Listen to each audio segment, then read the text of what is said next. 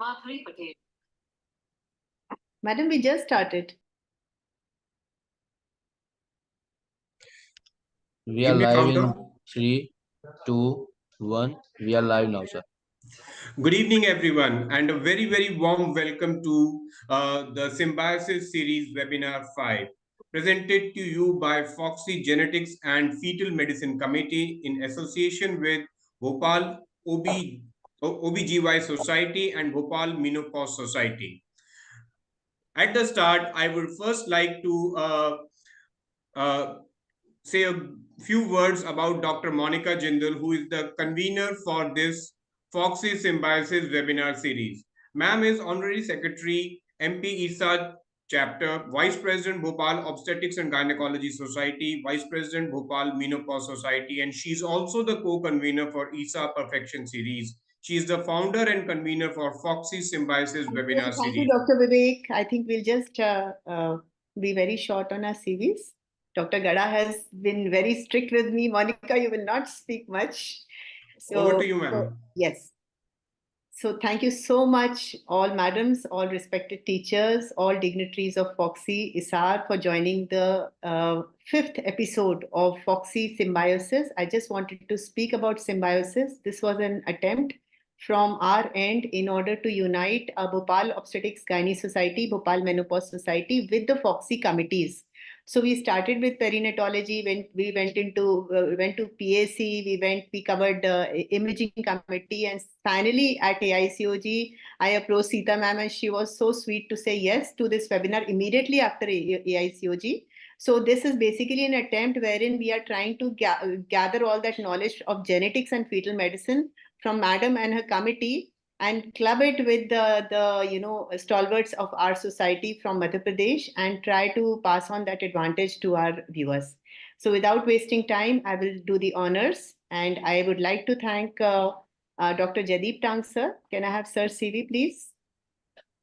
All the Foxy office bearers, and now the team of Foxy, the largest organization of gynecologists in the world, is being led by Dr. Jadeep Tang, who is the president Foxy at present, and sir will be joining soon.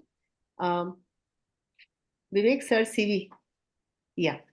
So, sir is also the Secretary General. Foxy, sir has been Secretary General of Foxy from 2018 to 21. Project lead Foxy USID projects 20 to 24, and past president of MOGS. He's the Deputy Secretary of AOFOG and immediate past chair of FIGO Committee for Safe Abortion. He has been awarded the FRCOG Honoris Causa in 2020 by the Royal College of Obstetricians and Gynecologists, and we are very honored to have him amongst us to bless and grace our function. Sir will be joining very soon.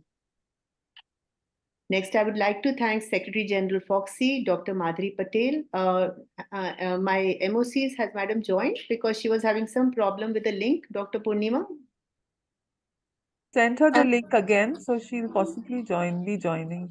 Yes, yes. So Ma'am, I'm trying to contact ma'am. Okay, so I will read the next CV. I'll read Madam Madhuri Patel's CV when Madam joins. Yeah. Then I have the CV of Dr. Girjava, and Madam has joined 10 minutes back, and she is, the Foxy Vice President from the West Zone 2024. She is a very well-known figure and a mentor, a great teacher to hundreds of thousands of students, professor in HOD Department of OBGY, Bharati Vidyapeeth Medical College Hospital, Pune, senior consultant at Cloud9 Apollo Hospitals, Pune, faculty professor, OGASH International Expert General Coordinator 2016, chairman of Medical Disorders Pregnancy Committee of Foxy 12 to 16, vice president of India chapter of Gestosis since 2014. A member of the Central Supervisory Board of PCPNDT Act, national mentor of Lakshya, NPO, QCN, and so many other programs but running under Government of India, and also the recipient of the Anandi Bai Joshi Award for Excellence in Medical Services. We are so proud and honored to have you amongst us, Girsha ma'am, and thankful for you to give us the time. Hello, hi. Many thanks for inviting me here. And this is Sita's committee, which happens to be under me as the vice president. And I congratulate her for a wonderful effort and aligning with the societies. That's something which is very important so that we have a good reach and we have a good participation. I wish you all the best. And this is some topic which is extremely essential for our clinical practitioners. And I can see Monica putting a lot of hard work into trying to get into everything. And that's so very wonderful to see how everybody is coming together to ensure that the programs are conducted well under the banner of Foxy and trying to give value to what is essential in the clinical practice. Congratulations and wish you all the best. Thank you, ma'am. Thank you so much. Thank you, ma'am. Next, I would like to welcome Dr. Sita Ramamurthy Pal, who is a consultant fetal medicine and obstetrics and the chairperson of Foxy Genetics and Fetal Medicine Committee. And Madam has been very great to give us, consent for this program. Because of her, we could take it forward. She is, as we can see, working in the Apollo Multi-Speciality Hospital and Institute of Fetal Medicine at Kolkata. And she was instrumental in making a grand success out of the AICOG, which we witnessed in Kolkata last year. Thank you, Monica. That should be enough, I think. So firstly, I would like to thank Monica, Dr. Randhir, and the entire Bhopal OBGYN and the Bhopal Menopause Society for these wonderful series they are doing. The expert series, the perfection series, the ESAR series, and the wisdom series, and now the Symbiosis series, which has come up. And now I'm honored to have this liaising with you all, with all the committees of Foxy. So I thank all the Foxy leadership, our dynamic president, Dr. Jaideep Tang, Dr. Madhuri Patel, Secretary General, Dr. Girija Wag, under whose leadership she'll be mentoring all my activities in Foxy. The chief guests, Dr. Jaideep Malhotra and Dr. Garar, and all the others. So we're looking forward to great webinar today. And thank you, Monica, so much for doing this with this committee of ours, Genetics and Fetal Medicine Committee. Thank you so much. Ma'am, we'll be honored if you could welcome our chief guest and guest. So it is my privilege and honor to welcome the chief guest and Dr. Professor Jaideep Malhotra. Madam doesn't need any introduction. She's such a dynamic past president of Foxy we've had, and managing director of ART Rainbow IVF, immediate past chair of the FICO REI committee, president-elect in SARG, and past presidents of so many other committees of other organizations like ISAR, Aspire, ISPAT, SAFOMS, and the editor-in-chief as well of SAFOG and SAFOMS Journal and many books, regional director South Asia of the Ian Donald School of Medicine. And it is such a dynamic personality, Madam. We are always in awe of you, of all your activities, and ever inspiring to so many of us in our profession. So welcome, Madam. We want you to give your words of wisdom and blessings for this webinar along with the Bhopal Society. Thank you. Thank you so much. Thank you so much, Sita. You've been very, very generous with your introduction. Actually, you deserve really it, require. I'm wishing you all a very, very happy new year. And to Dr. Gada and Girja and each one of you from the Bhopal Society, Monica, Randhir, you've been phenomenal. I've been watching you all these years. And I'm extremely happy with especially this webinar and this, collaboration, because, we do all kinds of webinars for every possible thing, but genetics is something which many people do not really understand or are very hesitant or very scared of the whole subject itself. Now, bringing the understanding of genetics at their doorstep is something I'm sure it's a very, very phenomenal thing for each one of you, and this needs to be continued, because that's the next step forward. When we keep on evolving in our understanding about the subject, this is now the next step which each one of us as obstetricians, gynecologists, and not only those, but even infertility specialists, all of us have to. And I am very happy, and I'm sure, when I saw the program, again, fantastic program, fantastic speakers. I'm sure anyone who's going to attend this is going to benefit immensely. And the right use of all these investigations, whether it's ultrasound or the genetic testing, judicious use, I would say, is very, very important. And of course, not to forget that, yes, there is something which we are now even looking at, career screening and, many other things. So application of all this knowledge to get the best and give your best to your patients is something which I would be definitely hoping for. and I would wish you all the best. And I'm sure sky is the limit for each one of you, and God bless you in all your endeavors, all of you. I know many of you are going for elections. All the best. You are the right people who deserve all the posts. Love Thank you you all, so much. and God bless you. Thank you so much, ma'am. Thank you you, so ma'am. much. So much for your blessings. Thank you. Madhuri Patel. Has joined? Yes, ma'am. Ma'am has joined. Okay. Can I have Madam's CV, please? And then we can introduce our guests of honor. Yeah. Dr. Vivek, CV, Dr. Madhuri Patel.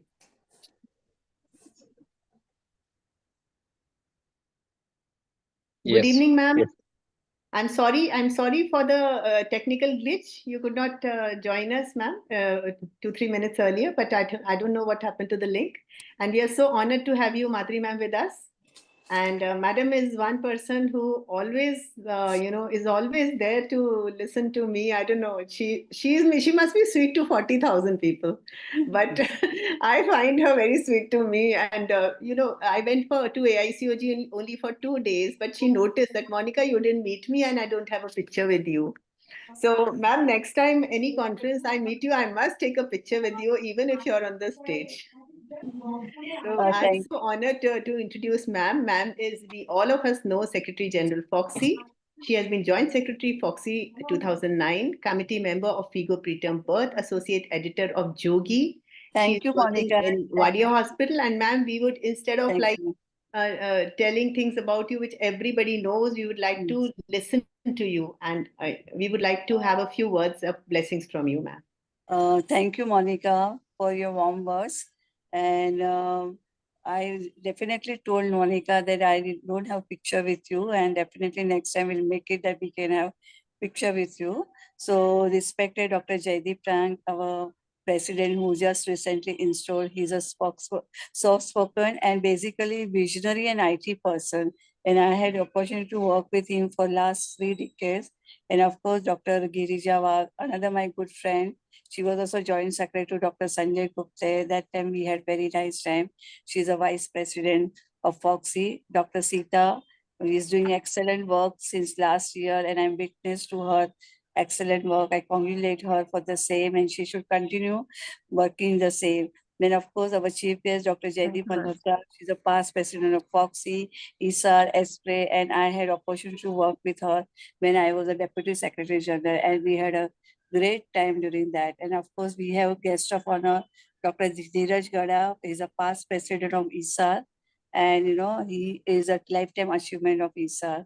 Then Dr. Shobna Sultan, Dr. Anita Srivastav, Bhopal secretary president respectively, Dr. Shashi Srivastav, Dr. Shraddha Agarwal, president and secretary of Bhopal Menopausal Society. We have convener Dr. Monica Singh and the speaker, co-convener Dr. Randir Singh, MOC Dr. Manisha and Dr. Purnima, then Dr. Shadna, Dr. Jitendra Kaur, Dr. Jaya, Dr. Latika Agarwal, Dr. Anju Verma, Dr. Nilu Prasad, Dr. Jasmini, moderator Dr. Vandana Bansal, panelist Dr. Bela, Dr. Diksha, Dr. Diptish, Dr. Garima, Dr. Monica, Dr. Sonam, Dr. Supram, Dr. Susmita, Dr. Anuradha, and all my dear friends. I must take everybody's name, and in case I miss out, please excuse me, because they are the one who are really, preparing the things for us, and I must appreciate them. And my dear friends, very good afternoon, evening to all of you. At the outset, I would like to thank Dr. Jaideep, Girja, Sita, and Menopausal President Society and Bhopal OBGY Society President Secretary for giving me this opportunity. As all of us are aware that this is the fifth series webinar of the Symbiosis. And I think can you mute everybody except me? Yeah. Yeah. Please Okay. mute everyone. Yeah. Madam. So, yeah. So we know the genetic diseases are very, very common. And it is what happens, a family who suffers, they only know what is the problem. So here we are there. We know the genetic are the not only problem, but along with that, even environmental factors like alcohol, nutritional, micronutrient deficiency, smoking, drugs intake, they also play important part in congenital anomalies of the babies. And, it is very easy for us nowadays to diagnose on the screening test and the sonography.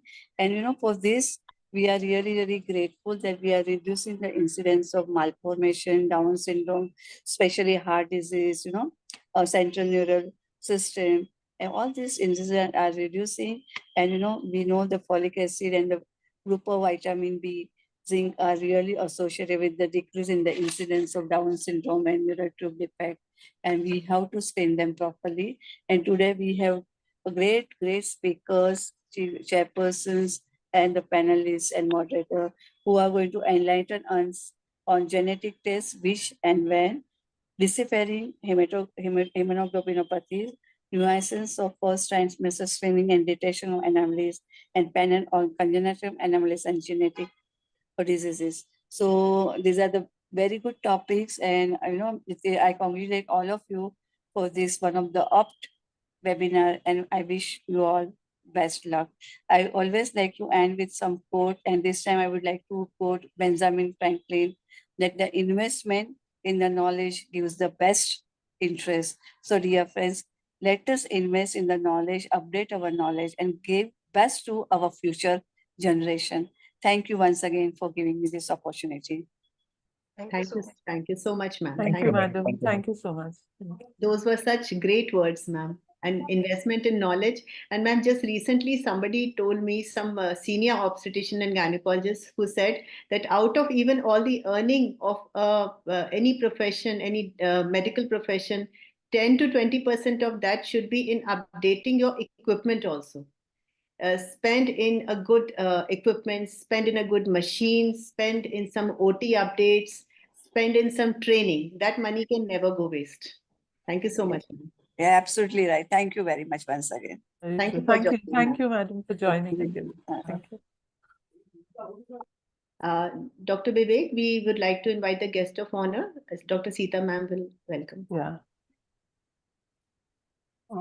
Monica, excuse me. I've Yes. got some emergency at my home. Please excuse me. Sir, please, can we speak about it?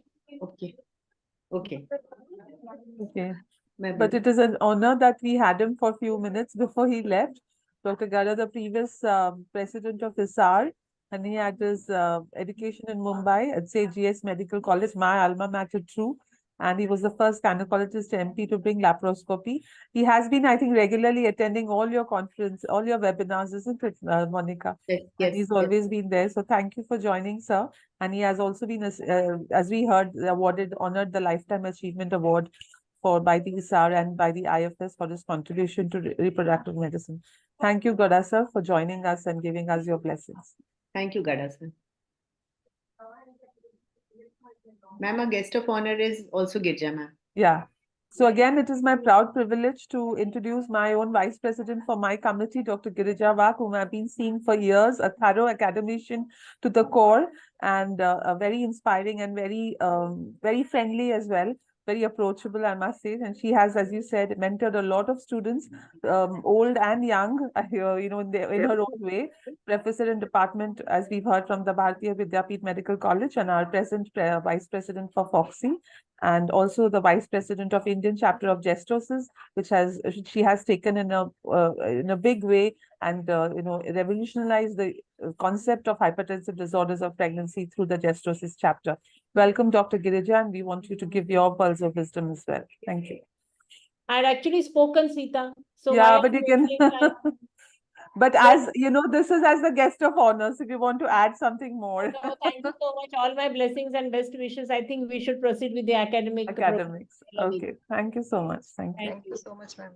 Thank you so much, our chief guest and guests of honor. Thank you, Sita ma'am, for the honors. And I would like to now thank my home societies, the Bhopal Obstetrics and Gynae Society, headed by President Dr. Anita Srivastav and Secretary Dr. Shabana Sultan. Are they there, Dr. Purnima?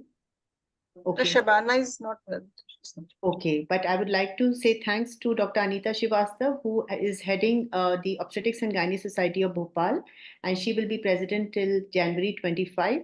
She is an alumnus of Government Medical College Jabalpur, resident from GMC Bhopal when I was doing my post-graduation here. And she is at present working in the Chirayu Medical College hospitals. She has brought revolutionary changes in our society in her tenure, and her special interest is in routine obstetrics. She's a very ground level worker and very encouraging to all her juniors and colleagues. I thank Dr. Anita Srivastava for this opportunity she has given us. Next, I would like to invite Dr. Shabana has not joined. She is also a very dynamic secretary of our society, always willing to reach out and help. And next, I would like to invite our President, Bhopal Menopause Society, Dr. Shashi Srivastava. She is there with us. And we always seek Madam's blessings before we start anything new in Bhopal. She is like a motherly figure, a sisterly figure to all of us. Okay. Thank you, Monica.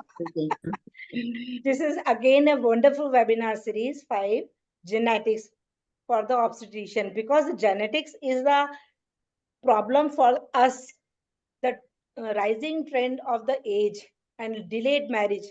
All these are the problem for the various causes of genetic problem in newer couples in various fields. So I welcome you on this beautiful, wonderful series, which is very much beneficial for all of us who is joining in this. So welcome you all. Thank you, Monica. Thank you so much, Shashi ma'am, for being there. She's also a very regular attendee of all our webinars, and madam is very passionate about ultrasonography. You will invest in the most high-end machines, and she's got very fancy OPDs and very, good style of working, Dr. Shashi ma'am. I would like to also thank our secretary, Bhopal Menopause Society, Dr. Shraddha Agarwal. One word I would like to speak. She wants to keep Bhopal very clean and green. She's a big social activist. But unfortunately, we don't have her with us today. So straight away now, I hand over the program to my MOCs, Dr. Manisha Jain and Dr. Punima Tiwari, to please take us from here, and we'll start sailing on the academic ship. Thank you so much, ma'am, for this honor. To begin with the academic session, first we'd like to have the first session, Mr. Vivek. Session one. Session one, yeah. So first session, we'll have Dr. Sita Ramurthy Pal ma'am with us, who will be speaking on genetic test, which and when. And to chair the session, we have with us Dr. Sadhna Mehta ma'am and Dr. Jatinder Kaur. Dr. Sadhna Mehta has joined here. Sadhna Mehta ma'am is a very active gynecologist from the Indore Obs-Gynae Society, and madam has a rich experience of more than 29 years of her experience.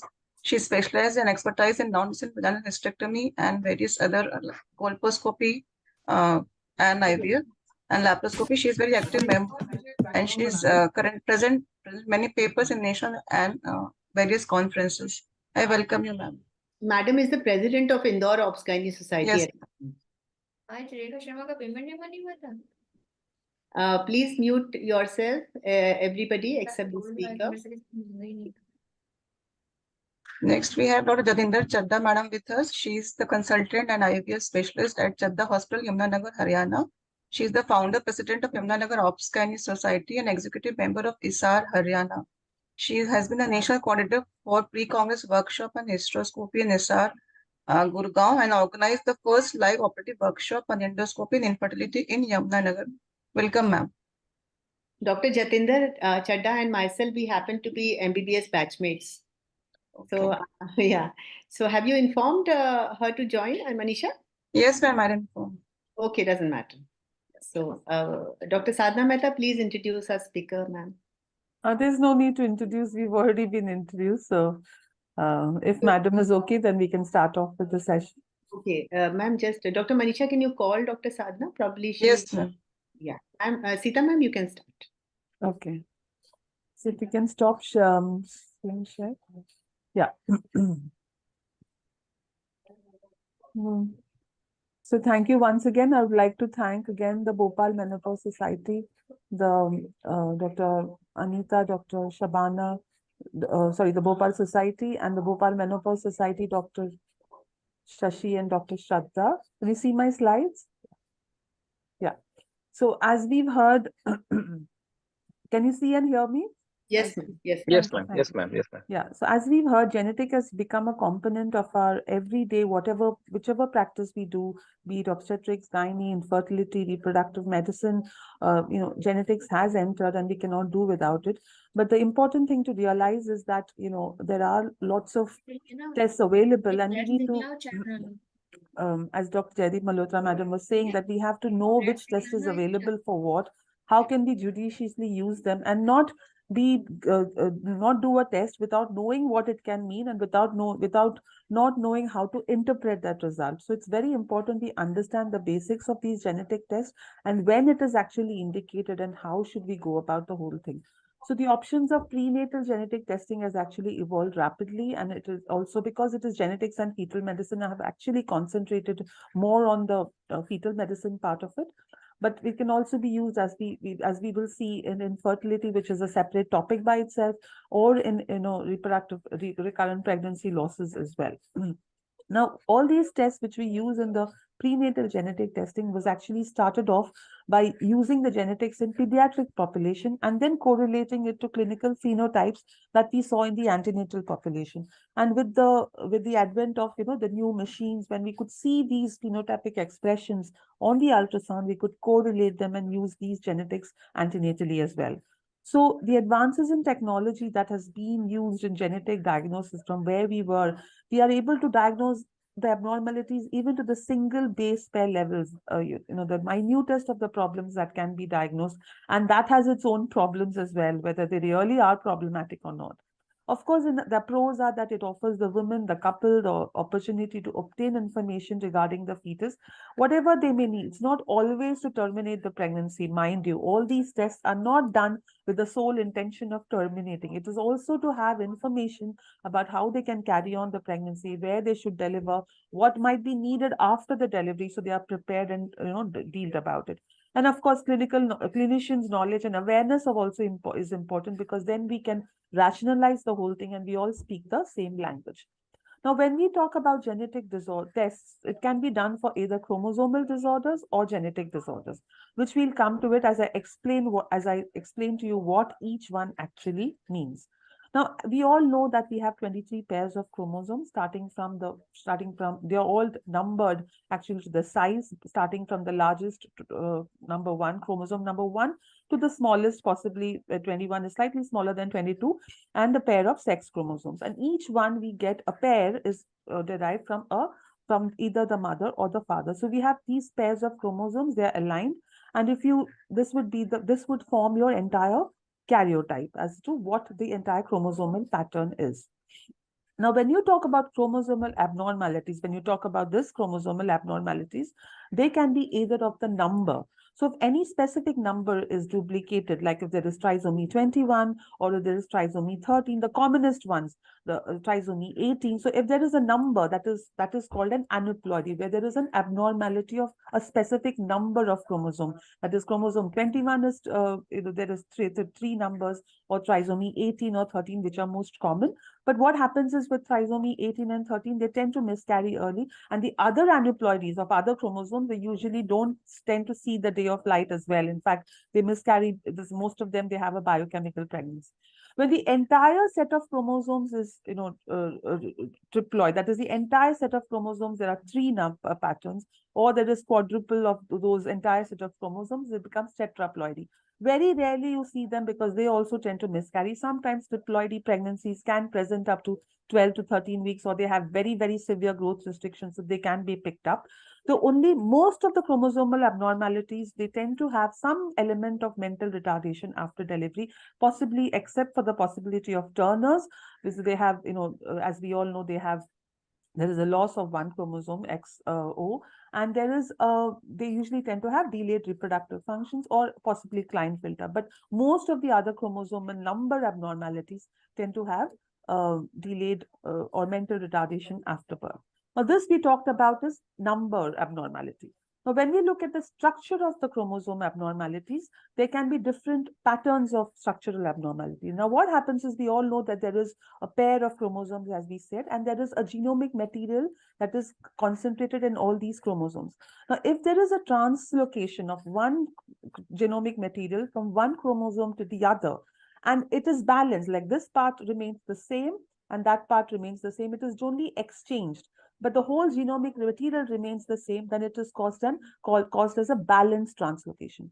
The balanced translocation doesn't affect the person who has the balanced translocation, because the entire genomic material is the same. But if this gets transferred to the fetus in terms of an unbalanced translocation, where there is a deletion of one particular part of the chromosome, or there is duplication of one part of the chromosome, that can result in a sort of a different phenotypic problems in terms of congenital abnormalities, or in terms of delayed developmental milestones or neurocognitive development. And if you have different cell lines, that is called a mosaicism. So these are chromosomal abnormalities which we are talking about. Now, as we've seen that each, as we know from our school days, each cell has a nucleus and the nucleus has a chromosome. Now, this chromosome is actually compressed. It is a compressed version, as I can say, of the entire genomic material that we have. It is a shortened form of the genomic material. And if you open it up, it has, it has these double helical DNA molecules, which are basically combinations of in different pairs and combinations of the 4 nucleotide base pairs, ATGC, in different permutations and combinations are there. And that forms a part of the. So this is what, when you open it up, you have the details of the nucleotides in the double helical pattern of the chromosome. And this is our entire genomic material as you unravel, and together they make around about 20,000 genes we have in overall in our genomic material. So if you can compare it to the book of life, you can say that the DNA is in the form of a book. Each chapter has the chromosome. The sentence are basically the genes, and the letters of the sentence are the nucleotides. So each thing can be actually tested. And as I said earlier, a gene is a segment of the chromosomal DNA that directs synthesis of proteins. Now, in the gene itself, there are different portions of the gene which are actually active or inactive. So they are called the exons or the introns. So the exons are the ones which are responsible for coding with the proteins and producing proteins, synthesis of the proteins that are necessary for functions of different parts of the muscle or organ or neurodevelopment. So that synthesis of proteins mainly is encoded in the exon, and that is why if there is a problem in the exon, that is representative, and that is why we test only the exon and not usually the intron. So that is something we need to know. And then there could be other problems with the mRNA, which we don't really discuss in this detail. So when we talk about genetic screening versus diagnosis, it's different, because screening is something that we offer universally, and then you have, we identify people who are at risk of population, and then we have the different ones that we have in our pregnancy, that is the combined first trimester screening, quadruple, which I'm not going to discuss, and NIPS as well, which is, in a big way to suspect these chromosomal abnormalities, but these all are part of the screening methods they have. And genetic studies that we do, if we have to do a specific genetic test, as we said, whether it is a karyotype or it is something else, those usually have a slightly different indications where, whether there is a parent who has a carrier of a chromosomal rearrangement, there is a carrier of a genetic disorder, if they have a previous child with a dysmorphology, or even for that matter, any metabolic problems, history of consanguinity, unexplained stillbirth is one of the cause. The most common ones that we see in our practice when we use these genetic tests are either the aneuploidy risk comes back as very high on screening, or the ultrasound shows some, gross abnormality, or there is a risk of teratogen exposure, which may not always be able to identify, or there is a premature ovarian failure or recurrent pregnancy loss, as I said earlier.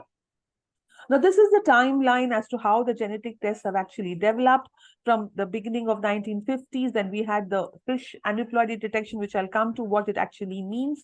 Then the molecular part of the type of fish, that is the QFPCR. Then the next generation sequencing, which has revolutionized. And now we have the whole exome and the whole genome, basically the last thing that on the block. So again, a timeline to show how we were. And in 2020, we are full with our basket, and as to decide what we actually need. Now, as I said, when we look for chromosomal disorders, the tests that are specific for chromosomal disorders are these 4, basically.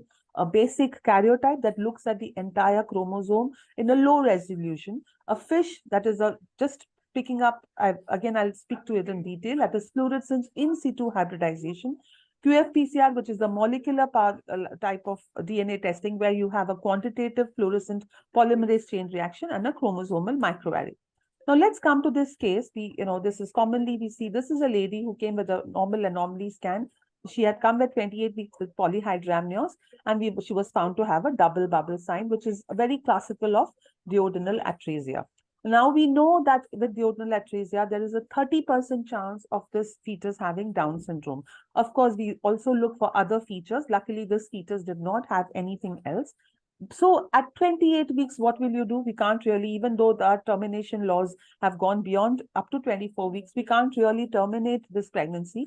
However, we can still test, and we need to test. And what test you will do? You will do an amniocentesis just to test for chromosome 21, trisomy 20.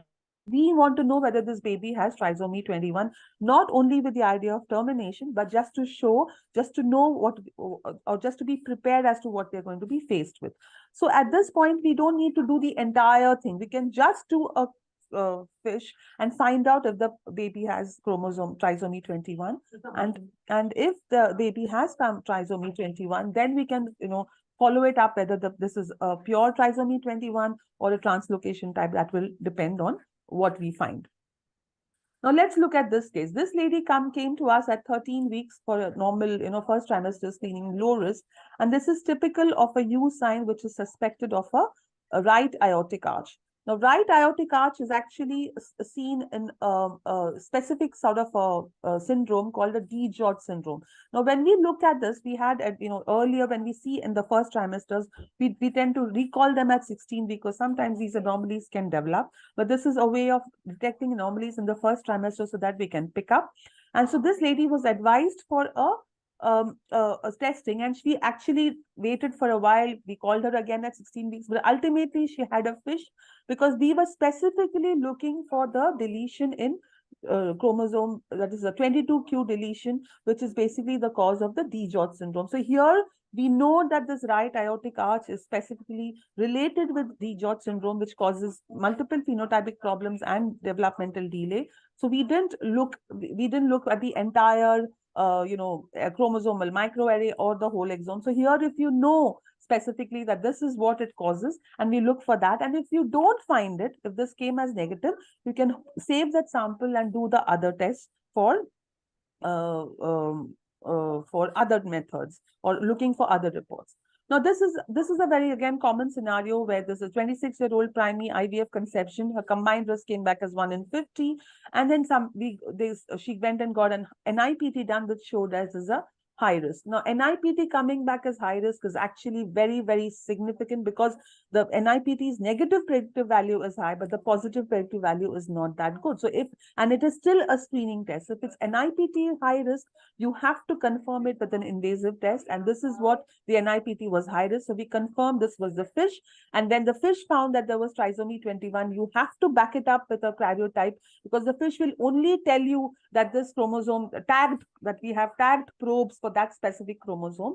And that is why it will only tell you whether it is there, but it will not tell you the entire pattern, whether it is a pure trisomy 21 or a translocation type, because the risk of recurrence changes accordingly. Because if it's a translocation, it will depend on what type of translocation. But if it's the pure trisomy 21, the recurrence risk is only 1%. So whenever you find anything on fish, you have to always confirm it by a full karyotype.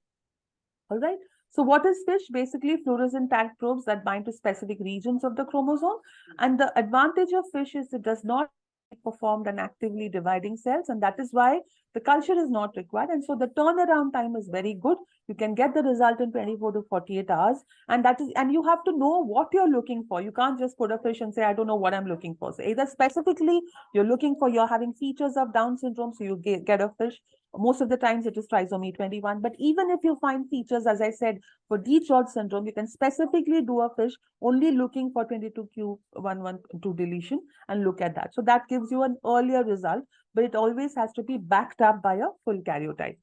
The QFPCR, as I said, is a DNA-based test similar to the fish. where you have it's basically a rapid aneuploidy test that relies on the specific genome sequences, and these also have a short turnaround time, so it can be used like an fish. The only thing is fish is, quite labor intensive. So some labs were used to doing fish, they will do it. But the advantage of QF-PCR, you can have store the DNA and use it for other tests when when you want it later to be studied as well.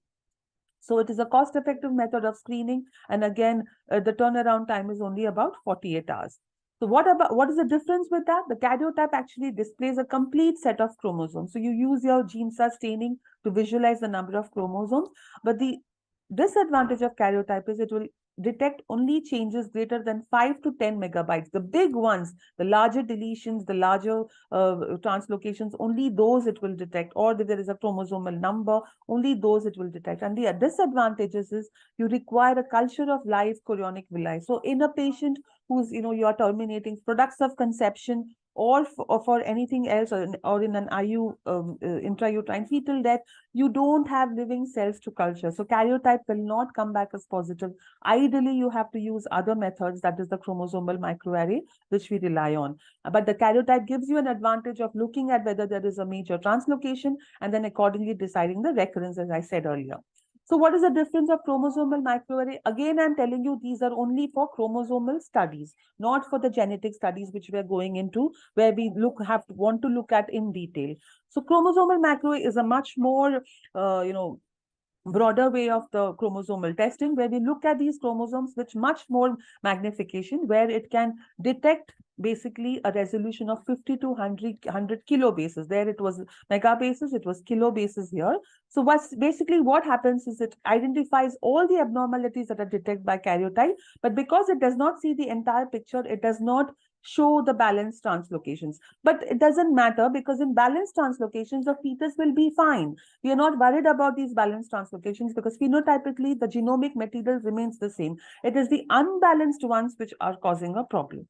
And they are reported as copy number variants because they actually compare to the reference labs. And if there is any variation from there, these ones are reported as a copy number variants. And so these copy number variants, you have to remember that some of them may be normal, some of them may be benign, and some of them, if you check a few of us, we might also have some copy number variants, but they might not be of clinical significance. So we have to actually understand the importance, the clinical significance of this. And that is why the importance of interpreting these tests as to what clinical significance they have.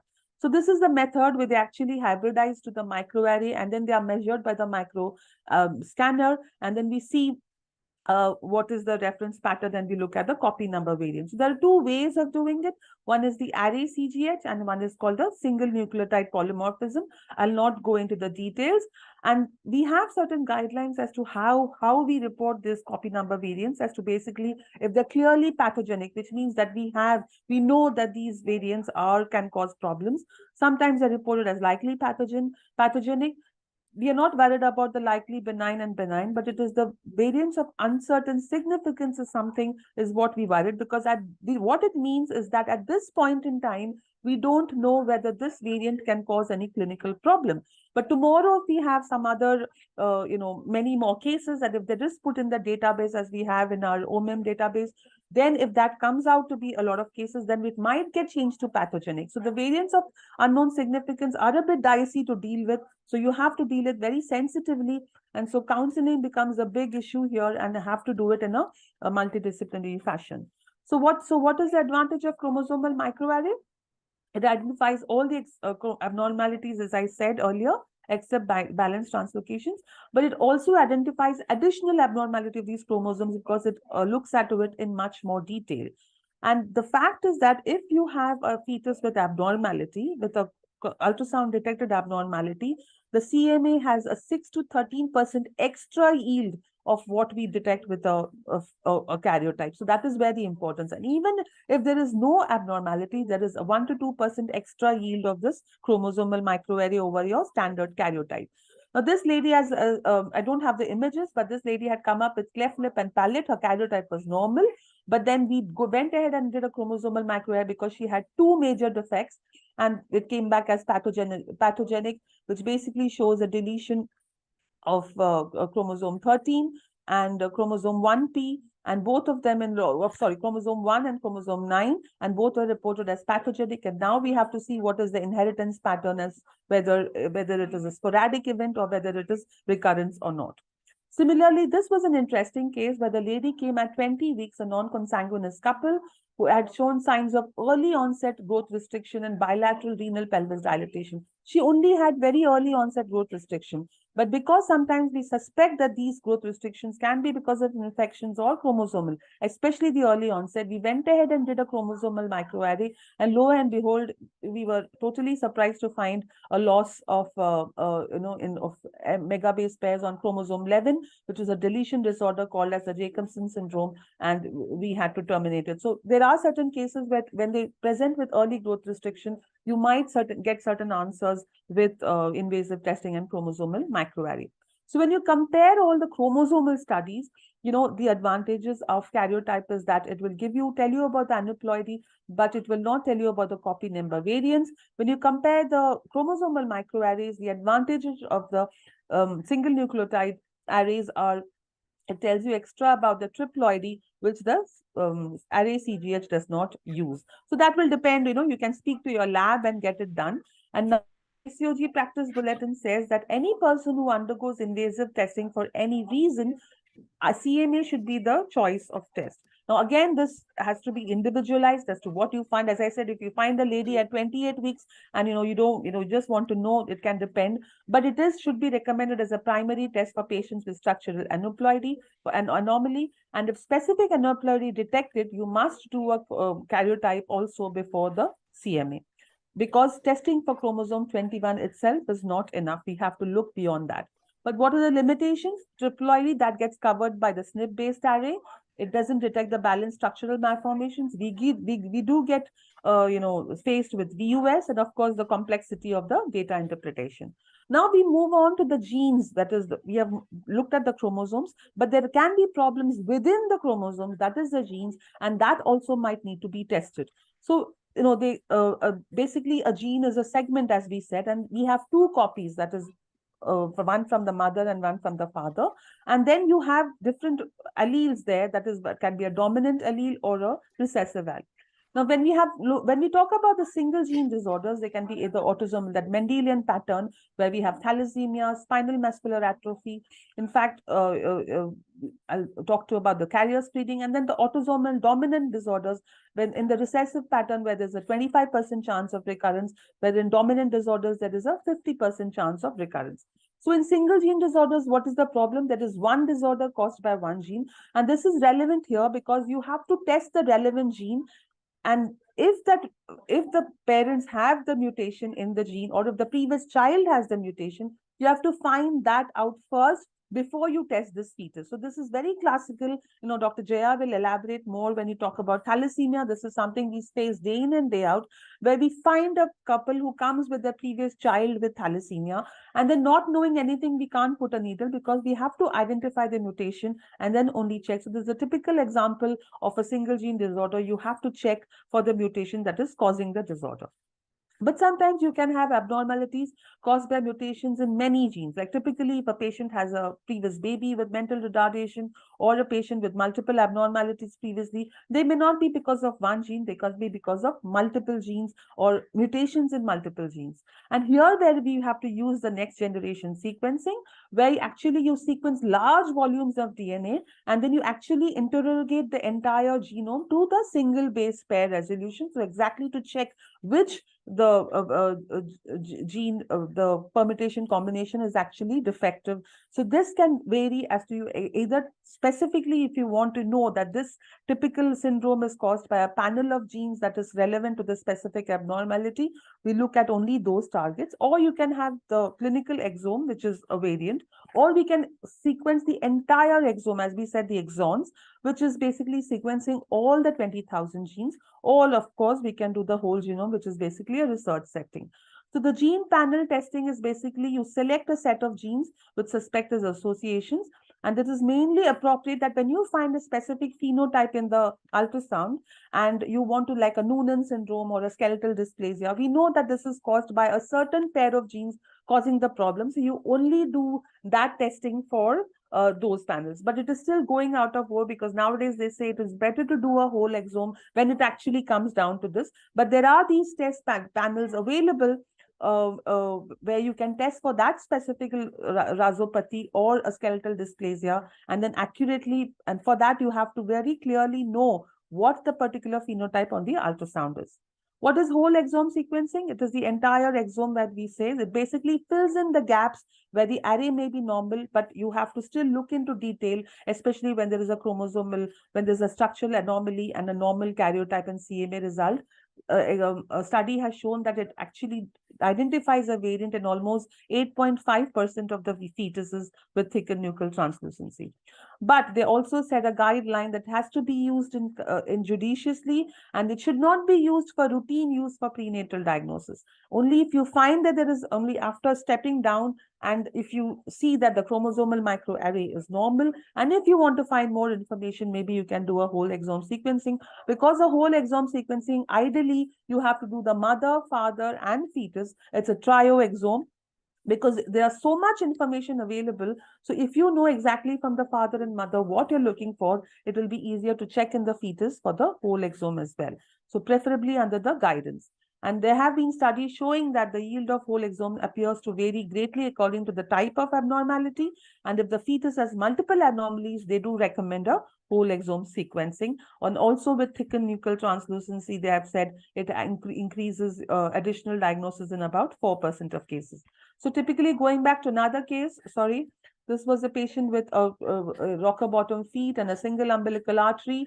And typically the had no copy number variants, but when we did the whole exome, it showed a likely pathogenic, which was basically for autosomal recessive. So then we went back like an arthrogryposis multiplex. So we screened the mother, and the mother was a carrier. So we know we have to check this baby every time. So these sort of cases where we have multiple abnormalities and the CMA comes normal, we can use the whole exome sequencing. Typically, this is another case where she had an omphalocele with choroid plexus cyst. Though it was a small omphalocele, we went ahead and did a chromosomal microarray. We also did a whole exome sequencing, but that was also normal, and the baby delivered and is fine. So current evidence suggests the proper triage causes most benefit using a stepwise approach rather than the widespread application. Whole genome is only basically coding both the coding and the non-coding regions, and it is only for research settings, so I'm not talking about that.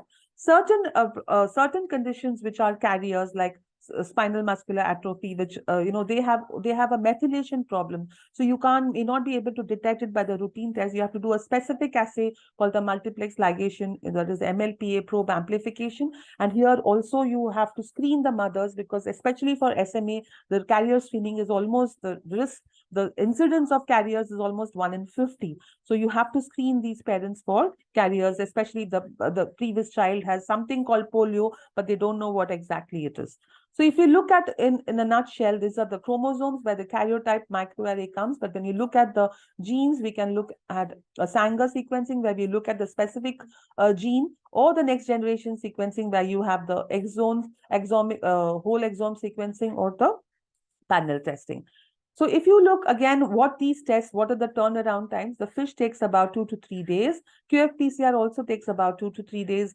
The microarray takes about 14 days because it needs to be cultured.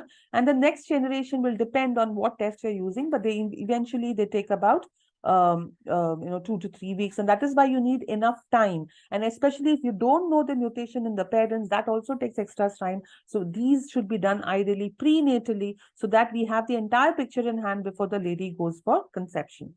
Very important also to know what the phenotype is. So if a mother has had a malformation and she has, she comes to you with, that my baby had a phenotype, please look at the malformation, because the phenotype is very important. We get a lot of information, and a lot of these couples don't want to come out with their sad stories. But if you probe them, they might have a photograph, they might have something of the previous child who they lost. And if you have a look at it, or if you have the geneticist to look at it, you get a lot of information. And even if you find some abnormality, they don't want to get it tested. If they go and get it terminated, please take some basic tests like X-rays, document what you find. If you don't have the option of autopsy is the best thing, but if you don't have autopsy, at least document what was the malformation, take an X-ray and save some samples so that even if they don't want to test it now, before when they fall pregnant or they plan to fall pregnant, you can use that DNA sample to test what abnormality was there.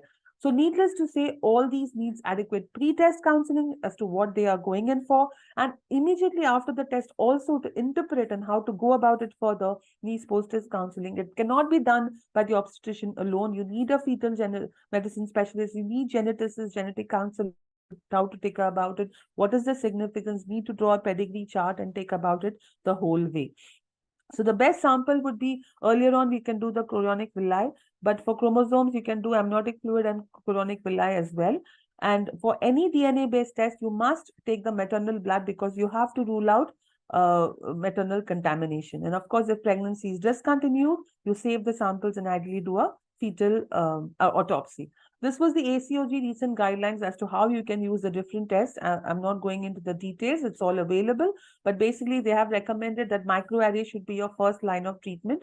And then depending on the anomaly, you can do the other next generation sequencing or methylation studies as to what you know. Why we are doing all this is to prevent recurrence. It's not only this pregnancy. We have to identify the future pregnancies and identify carriers for genetic conditions, because what this whole set of information is we identify the carriers, the mother or the father being a carrier, and then determine the inheritance pattern. And then you can also use, if necessary, pre-implantation genetic diagnosis. So the main aim of these tests is to establish a diagnosis. No one test is perfect and it can detect all abnormalities. There is a growing commercialization, abundance of information. So be systematic in what you do. Consult your clinical geneticist, your liaise with them, liaise with the fetal medicine specialist, and then you do adequate post counseling. Don't terminate at the drop of a hat, or don't do whole exome sequencing at the drop of a hat, because the interpretation of results can change over time, and it depends on what additional phenotypic information is available, so that secondary or unexpected findings can be detected with some other tests. Thank you so much for your patient hearing, and I'll be happy to answer questions. Thank you. Thank you so much, ma'am, for this wonderful illustration. I request chairpersons to kindly say a few words about Sita, ma'am, and conclude the session. Dr. Sadhana, madam. Yeah, good evening. Good evening, everyone. Good evening, Dr. Sita. It was an excellent presentation on genetic testing and all details you have explained very nicely.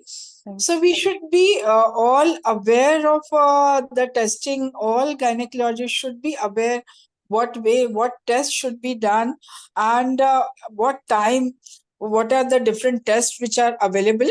So it was an excellent presentation.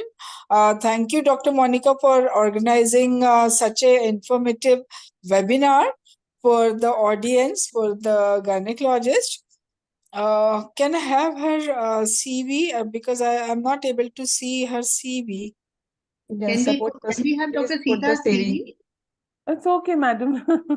So, ma'am, you must be introduced, ma'am. We should. No, you already introduced me, so it's all right. Thank you. We'll move on with the next session. Yeah. Thank you, madam, for your kind words, and I hope it was. Jatinder, ma'am, you want to say a few words? Yeah, Jatinder can sum up the talk. I find it very interesting, and I feel you should come to Indore sometime whenever you're free. I'll invite you for a CME and your lecture at Indore, MP. Thank you so much. Yes, ever always ready to come, madam. No issues. Yeah. Thank you. Dr. Sita Ramurthy, she's a consultant. No need to introduce, madam. Thank you so much. Okay, fine. Dr. Jatinder can sum up the talk. Yeah. Out of the panorama of the test available, basically it is the decision the clinical scenario, what is present, and what test to be chosen. So ma'am has given a very nice infrastructure that what are the basic tests and how long it takes to evaluate and what test should be chosen. So thank you, Dr. Sita, for this very basic knowledge which you have imparted, because routine obstetricians who are practicing, they are maybe unaware of whatever has come as the new way. And now we'll have the detailed discussions on few pathies in the following sessions. Yeah. Thank you so much, ma'am. Thank Sita. you. It was very nice. Thank you. Thank you, chairpersons. Thank you, Sita ma'am, for the Thank you. wonderful Thank you. lecture. As our second speaker is finding difficulty in joining, we'll move on to the third session first. Which will be taken by Dr. Monica Singh ma'am, and is already the convener and known to everyone. She'll be speaking on nuances of first trimester, scanning and detection of anomalies. And to chair the session, we have with us Dr. Neelu Prasad ma'am from Patna and Dr. Jasmine Daya from Jalandhar. Dr. Jasmine is already not well today, but I'm very, very grateful that she could take out the time to join the webinar. Dr. Neelu Prasad ma'am is from Patna. She's the assistant professor at NMCH Patna. She has been trained in hysteroscopy, infertility, laparoscopy, and cosmetic gynecology. She's the chairperson of International Academic Exchange Committee of Patna Obs Gynae Society. I welcome you, ma'am. Thank you so much. I'm Dr. Neelu Prasad from Patna. So I'd like to introduce Dr. Monica Singh. Ma'am, 1 second. Let me introduce Jasmine Kaur, madam, also the next chairperson for the session.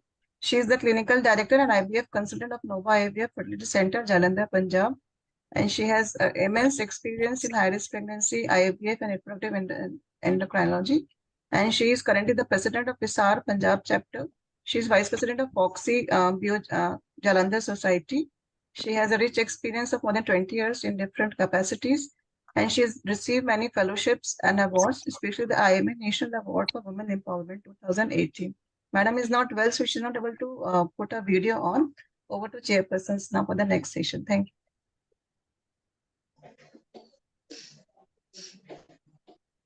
Over to Neelu, ma'am. Yeah, and now I would like to introduce the next speaker, Dr. Monica Singh. And she is awarded gold medals and Professor Allen Medical College in Bhopal, and she's a consultant, reproductive medicine and endoscopist, sonologist, Bhopal Fertility and Endoscopy Center, Bhopal. That is So all, there Dr. are Neelu. so That many. is all. That is all. So That is really, all. so hats off to your great achievement. So now you start, Dr. Monica. Thank you. Thank you so much. Thank you all chairpersons, and thank you all the session experts. Thank you our Foxy office bearers. Thank you Dr. Sita Ramamurthy Pal, chairperson, Foxy Genetics and Fetal Medicine Committee. Thank you all the speakers, Dr. Jaya Chawla, Dr. Moderator, Dr. Vanna Bansal, Sita ma'am herself, who has, set the ball rolling with her fantastic talk. So now, all the cobwebs in our brain about genetic testing, karyotyping. There was a time when karyotype was done, and now we are into, chromosomal microarray.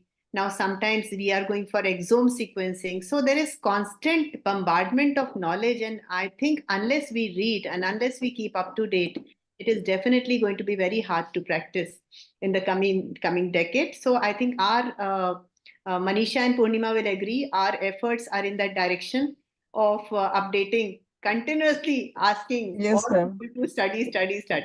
So now with the permission from my chairs, I would like to share my screen, and my topic is going to be very, very simple. And it's about just basically first trimester screening and how the journey has taken me through first trimester screening, the nuances, and how it helps in detection of anomalies.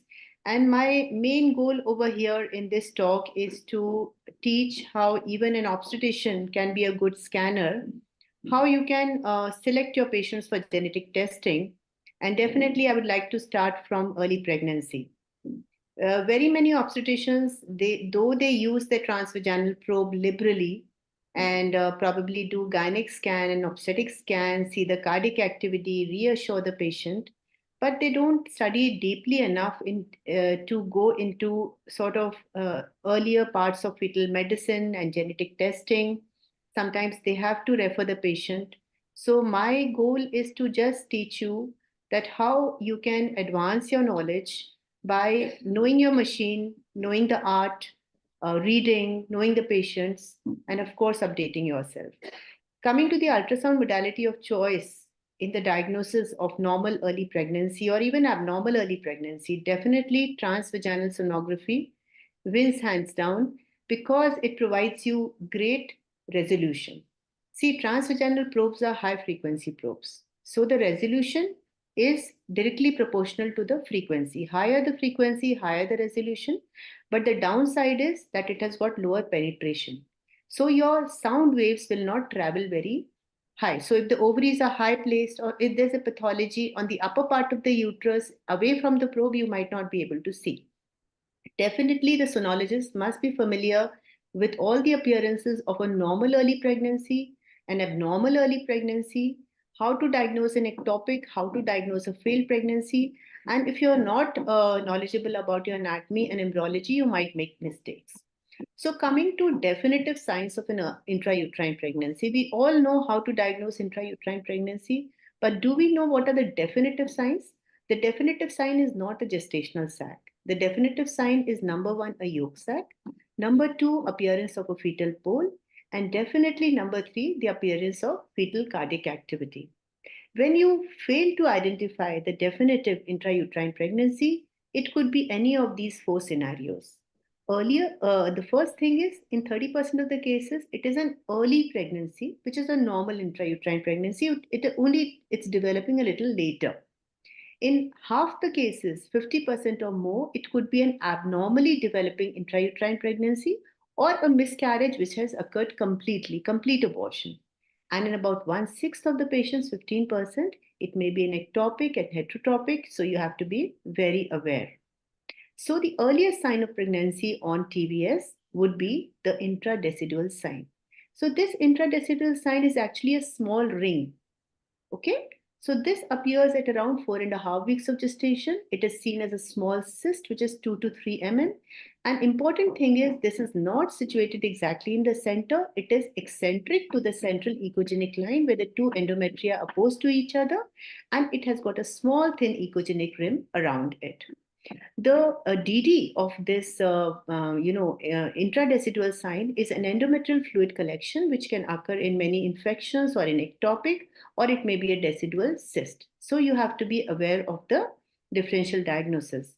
As the sac grows, you come to what is known as a double decidual sac sign. So the double decidual sac sign, whether it happens, whether it can be visualized or not, is a matter of debate.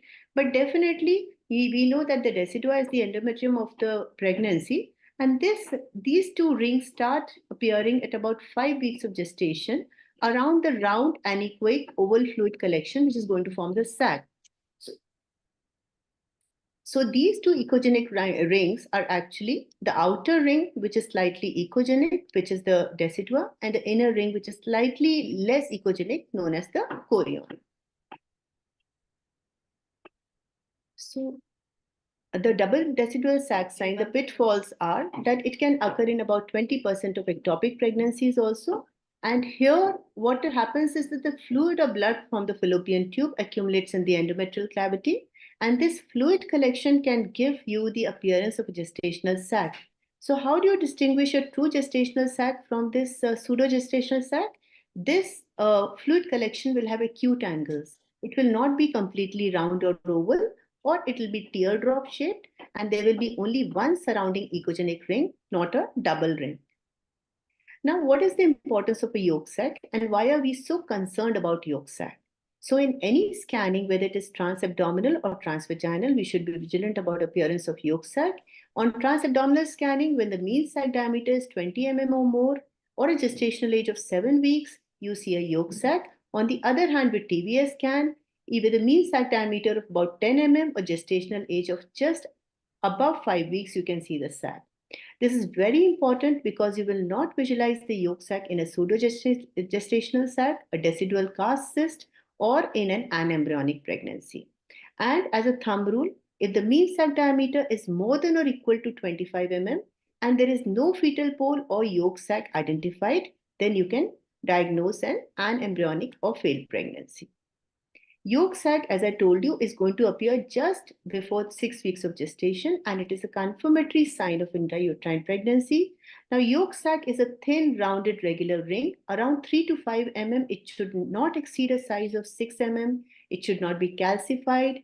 Thick-walled yolk sac is also abnormal. And as we all know from our physiology, it plays a critical role in embryonic development by providing nutrients to the growing embryo. Now, important thing is the number of yolk sacs is equal to the number of amnions.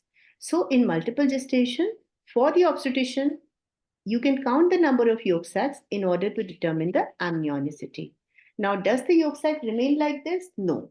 As soon as the amnion grows and fuses with the chorion, the yolk sac disappears around 14 to 16 weeks of gestation.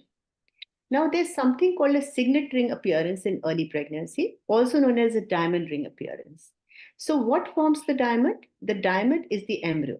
So, the embryo starts forming as a small little dot on top of the yolk sac. At that time, you cannot see the amnion. So, this small little embryo might have a flicker of a cardiac activity. So, the diamond is formed by the embryo, and the yolk sac gives the appearance of the ring. So this is called the diamond ring appearance. Around 7 weeks of gestation, you will see a thin membrane growing and surrounding the embryo. So the embryo becomes intraamniotic and the yolk sac becomes extraamniotic. So the yolk sac is present between the amnion and the chorion. As the pregnancy grows, the amnion expands, and now the yolk sac is seen freely floating outside the amnion in the chorionic cavity. Sometimes you might see the amniotic cavity very anechoic and the chorionic cavity slightly echogenic. But as the embryo growth progresses, you will see that dot-like embryo growing into the grain of rice appearance and ultimately that very recognized kidney bean appearance of the embryo. So the embryo starts being called the fetus. So the fetus is called when it is 9 to 10 weeks, the embryo becomes 9 to 10 weeks.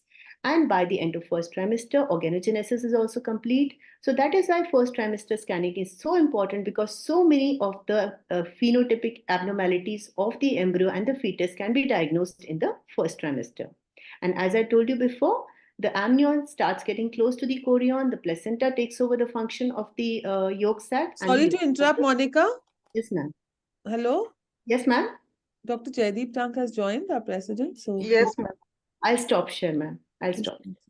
No, Monica, you can continue. I'll wait. No, sir. No, sir. Please. This is just a basic lecture, sir. We would love to, have a few words from you, sir. And we introduced you as, our president Foxy, and sir has taken over this largest organization of obstetricians and gynecologists in India, in AICOG Hyderabad, just a week back, and we were proud attendees of this grand function.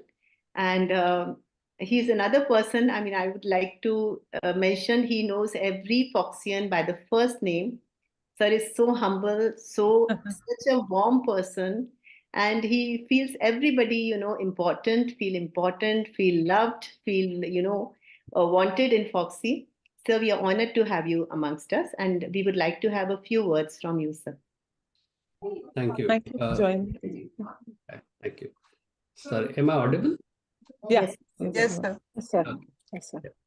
First of all, sorry for interrupting, Monica. I just messaged Sita that I've joined. I didn't think she would interrupt but you. you have to go elsewhere, so I just thought we would interrupt. It's very important.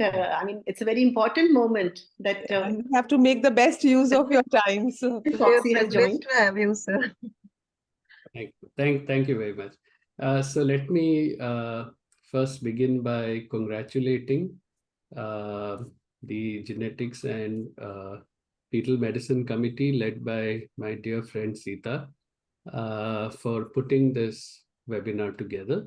And let me acknowledge the Foxy office bearers, Dr. Madhuri Patel, Dr. Girija Wagh, the Secretary General and the Vice President in charge of Sita's committee. And of course, the Bhopal OBGYN Society led by Dr. Anita and Dr. Sultan, and the Bhopal Menopause Society led by Dr. Shashi Srivastava and Dr. Shraddha Agarwal. I understand, Monica, that you and Randhir are the convener and co-conveners of this webinar. So thank you very much for all your efforts, and the Master of Ceremonies, Dr. Manisha Jain and Dr. Purnima Tiwari. I'm sorry I got delayed. I was actually washed up doing a C-section, and I missed the opportunity to again meet my elder sister Jaideep Malhotra and the guests of honor, Dr. Dheeraj Gada and Girija. Congratulations, Sita, Monica, and Randir for putting together such a resourceful webinar. You have really good speakers with Sita, Dr. Jaya, and Monica herself. Again, Monica, let me apologize for intruding on the presentation. Sure, sir. Not And sure, of course, sir. wonderful play persons, Dr. Sadhna, Dr. Jatinder, Dr. Latika, Dr. Anju, and Dr. Neelu Prasad, and Dr. Jasmine Daya. And I'm sure that everyone who attends will benefit from the wonderful panel discussion that is to follow on common anomalies and genetic associations, moderated by Vanda, with such wonderful panelists like Dr. Bela, Dr. Tiwari, Dr. Dipti, Dr. Garima, Dr. Monica, Dr. Sonam Bakshi, Dr. Suparna, Dr. Mukherjee, and Dr. Panchali. And I know it's not a Foxy election, but I understand there is an ISAR election going on. And let me wish all the candidates who are standing for the election the very best. And I think it's important that all those who are ISARians should vote and participate and make the election successful. Thank you again, Sita. Sorry again, Monica, for interrupting. Please carry on. Thank you so And much thank for you very much joining. for having me. Thank you so Thank much you. for your Blessing blessings. us, sir. Thank you, sir, for joining, sir. Thank you, sir. Thank you. Thank you. Thank you. So Bye. wonderful to listen to you, sir. Yes. Sir. Thank you. Thank you, sir. So I will share my screen again with permission from the chairs.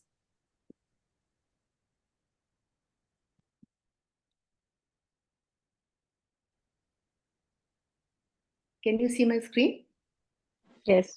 Yes, ma'am. Yes, it's visible. Thank you. So coming back to early pregnancy, so we have the sequence of events in front of us. We first have the intradecidual sac sign, then we have this double decidual sac sign and the appearance of the yolk sac. You can see the tiny yolk sac. Then we start seeing the embryo with the cardiac pulsations. The amnion grows around the embryo. The yolk sac becomes extra amniotic. So the take-home message here is that's very basic. Any rounded or oval fluid collection in a woman with a positive pregnancy test most likely represents an intrauterine gestational sac. But with the advent of ART practice so commonly in our society nowadays, we have to be aware about failing intrauterine pregnancy, heterotropic pregnancy, ectopic gestation, pregnancy in unknown location, and definitely if there's a pregnancy which you're doubtful about, you cannot straight away ask the patient to, that it's probably a failed pregnancy. You have to give time, you have to wait for a week, you have to repeat your scan, and then give your diagnosis. So how do you do ultrasound measurements in early pregnancy? And how do we measure the gestational sac? So these are things which I always found that, there's a learning curve. And sometimes if you don't know, you might make mistakes. And these mistakes, your reports will be taken by the patient to another center. They'll be taken to a radiologist. They'll be taken to a fetal medicine person. So basically, if all obstetricians of Foxy know how to measure the embryo, know how to measure the sac, then definitely our dating, our gestational age assessment will be more accurate. So whenever we are measuring the mean sac diameter, remember to add the dimensions of the anechoic part of the sac, and you have to exclude the echogenic rim. So to just simply measure the length, the height, and the width, your machine will divide it by 3 and give you the mean sac diameter. The machines nowadays are very smart, and fetal anomaly detection by ultrasound in first trimester is something which everybody should try to update the knowledge, because major fetal anomalies at 11 to 13 weeks can be divided into 3 groups. There are some anomalies which are always detectable, which none of us should miss. If we are doing a TVS or ultrasound scan in a first trimester pregnancy, that patient, either ART patient or normally conceived patient, you should never miss certain anomalies. Certain anomalies will become more detectable or potentially detectable as you update your knowledge. And there are some anomalies which you have to tell the patient you will be unable to diagnose in the first trimester. So what are the always detectable fetal anomalies in the 11 to 13 week scan? These are acrania anencephaly, alobar holoprosencephaly, then anterior abdominal wall defects like omphalocele and gastroschisis, bladder-related abnormalities like megacystis, and body stalk anomaly. So these are the anomalies which you should never miss. Acrania basically means absence of the cranium. So here the brain is exposed. And as you can see in this image, this is the normal calvarium, though I'm sorry about the quality of the image. The calvarium is well formed. And in the left side image, you can see the fetus, the brain is an amorphous mass and you're not seeing the ossified cranium. What is the difference between acrania and anencephaly? So a normal fetal head in first trimester will have a well ossified regular calvaria. You can even see those, suture lines over there as anechoic parts. You can see a midline box and you can see the butterfly shaped choroid plexus filling most of the lateral ventricles. So this is the cranial bone ossification, which is well visible by about 10 to 11 weeks of gestation. And in acrania, you're not able to see this. So the brain floats out. This is also known as exencephaly. So there is actually a sequence to this developing it into anencephaly. This sequence is progression from a relatively normal appearing exposed brain in acrania, ultimately becomes an amorphous brain mass floating in the amniotic fluid in exencephaly, and gradually the brain tissue is absorbed and you get the typical appearance, the frog-eyed appearance of an anencephalic fetus. So when we were postgraduates, we have delivered these anencephalic fetuses in mid-trimester abortions. Sometimes it was very difficult to, vaginally deliver such fetuses because there was no molding of the head of these fetuses. It was anencephalic. But now with for good first trimester scanning, we do get such patients from, I'm sure, the rural backdrop, the parts of India in medical colleges. But in the private sector, it is difficult that we'll see anencephaly going to the second trimester. Encephalocele is a defect wherein the brain tissue herniates through a small defect in the calvarium. And another thing is your, skill development and probe orientation.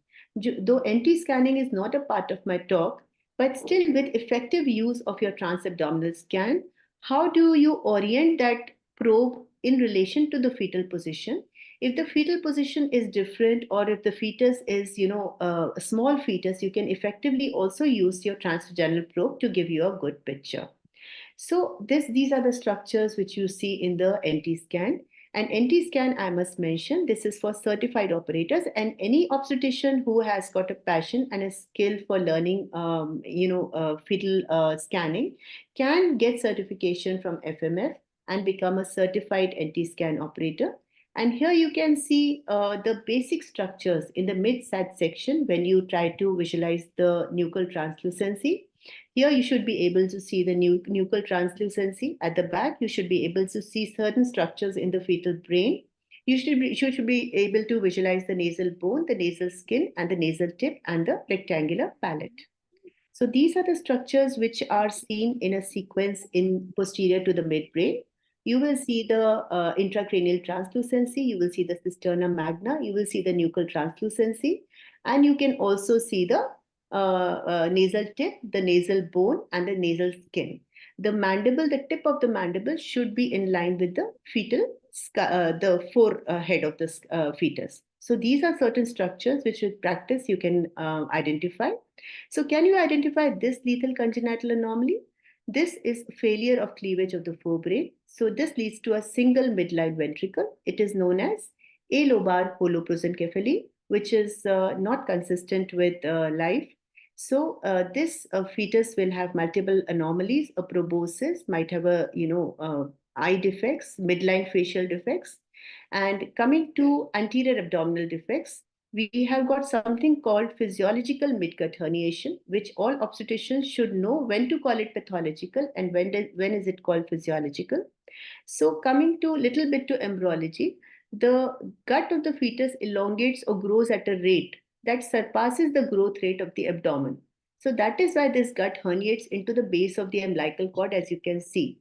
Then there is rotation 90-degree counterclockwise around the superior mesentery artery axis, establishing the anatomical position of the large intestine within the abdominal cavity. But to call it physiological, this should complete by 12 weeks and the defect should be less than 7 mm. And if you see it after 12 to 13 weeks, or if there is herniation of other organs such as liver, then it is called pathological. So coming to pathological herniation from anterior wall defects, we have two conditions, omphalocele and gastroschisis. Again, we should know which is what and how to differentiate. Omphalocele has got less sinister prognosis as compared to a gastroschisis, and both of them fall under the umbrella of the ventral or anterior thoracoabdominal wall defects. These defects also include bladder extrophy and ectopia cordis. So, as you can see, in omphalocele, it's a midline defect containing intestines, liver, and other organs, but all of them remain surrounded by a sac, and the umbilical cord arises from the top of the mass. Whereas in a gastroschisis, the intestines are free floating into the amniotic fluid, and there's a defect in the anterior abdominal wall with the umbilical cord arising from the side of the mass. So this can be easily recognized on ultrasound. As you can see these images, both the images are of omphalocele, which the surrounding membrane can be seen. This is a prevalence of about less than 2 per 1,000 associated with elevated AFP, advanced maternal age, and you have to definitely look for other congenital anomalies, as Sita ma'am has already told us about trisomies. This is the other anterior abdominal wall defect called gastroschisis. So here you can see the free floating loops of intestines in the abdominal cavity. So this fetus will have a worse prognosis as compared to the one with omphalocele. These are two pictures. The above picture is showing you the omphalocele with the covering membrane. Below is the fetus with gastroschisis. Now coming to bladder abnormalities, how do you recognize megacystis?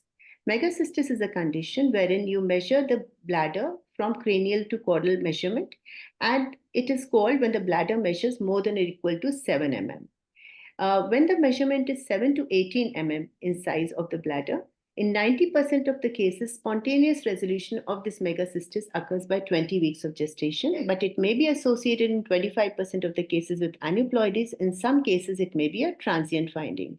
When the measurement is more than 15 mm, these fetuses have chances of progressing to severe obstructive uropathy.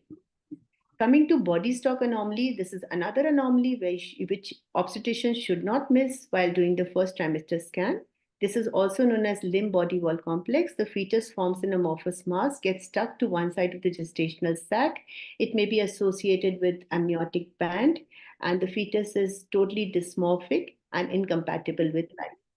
So these are the anomalies which, if detected in the first trimester, you can advise earlier termination of pregnancy, saving the couple the trauma of progressing to the second trimester. There are some anomalies which are potentially detectable at 11 to 13 week scan, and your skill to detect them will increase as you advance in your knowledge of ultrasound and practice. So these include the missing limbs, diaphragmatic hernia, lethal skeletal dysplasias, congenital heart defects. And about congenital heart defects, the things which I would always see as an obstetrician is the 4-chamber view of the heart, the 3-vessel view, the inflow tract and the outflow tract. And I think if you see all these things along with the situs, the majority of the congenital heart defects can be ruled out.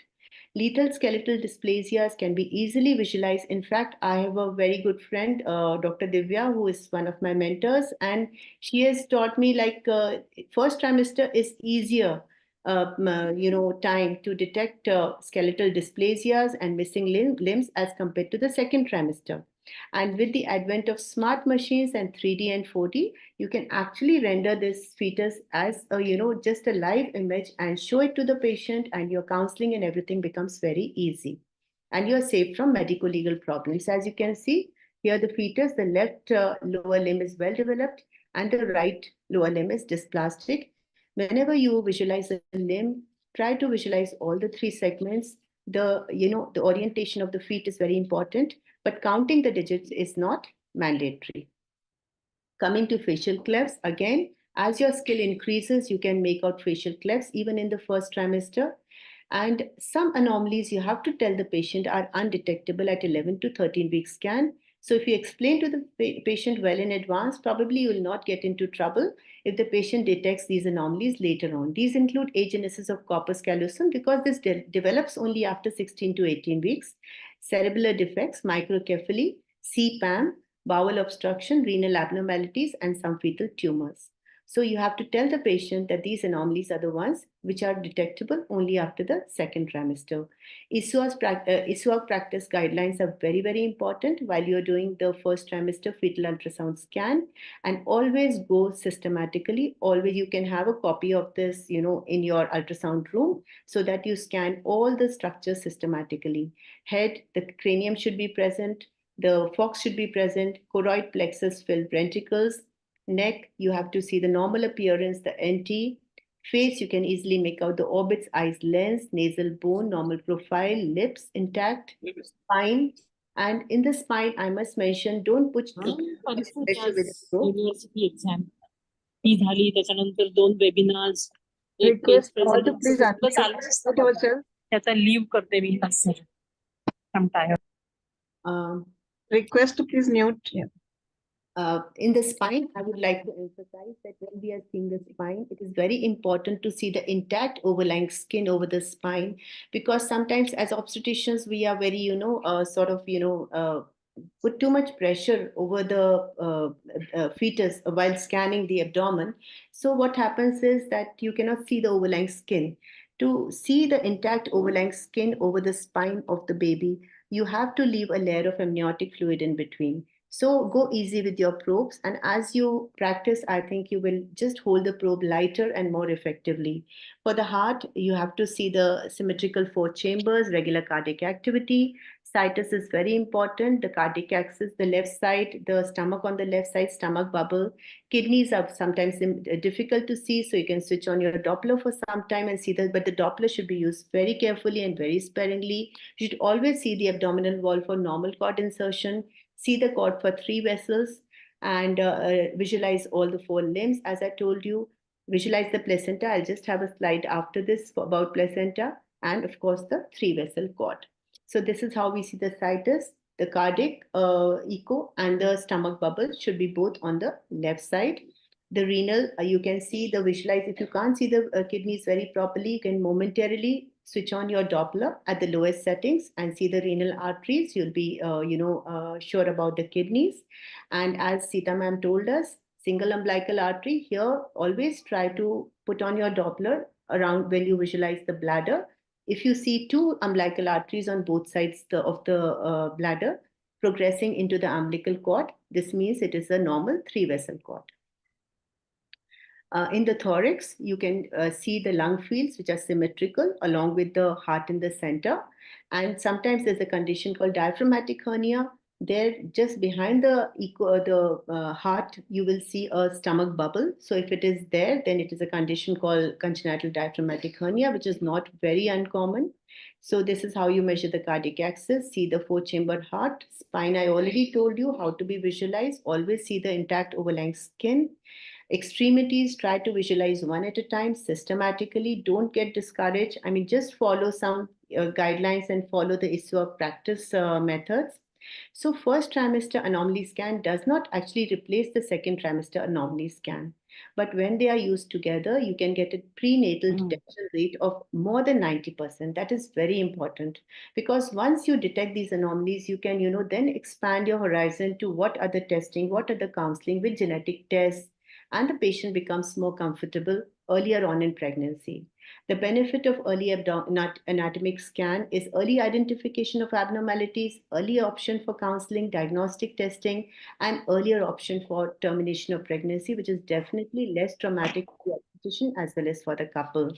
The downside is sometimes there's an unknown natural history of some findings which might appear only in the second trimester, and you fail to, counsel the patient.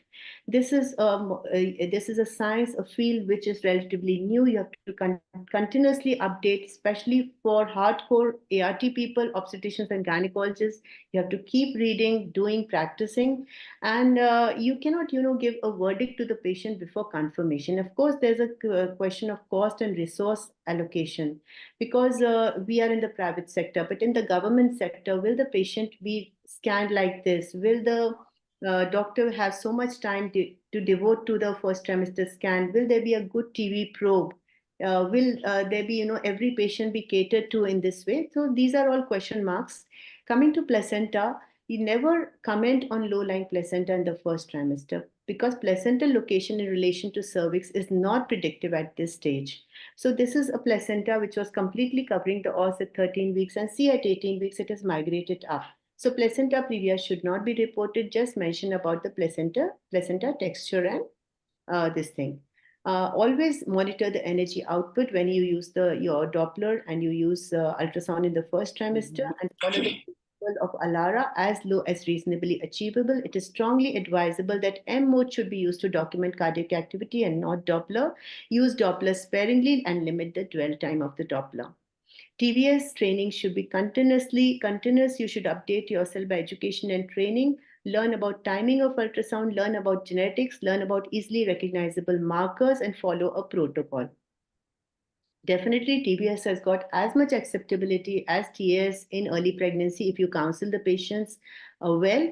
Probe maneuverability may be limited in TBS, but if it is a fatty patient with high body mass index or retroverted uterus, then TBS is going to be more useful than TS. And definitely, when you use them together, you will get a higher detection rate. So in this transabdominal scan, because of this patient with high body mass index, you could not see the spine was posterior, you could not make out very well.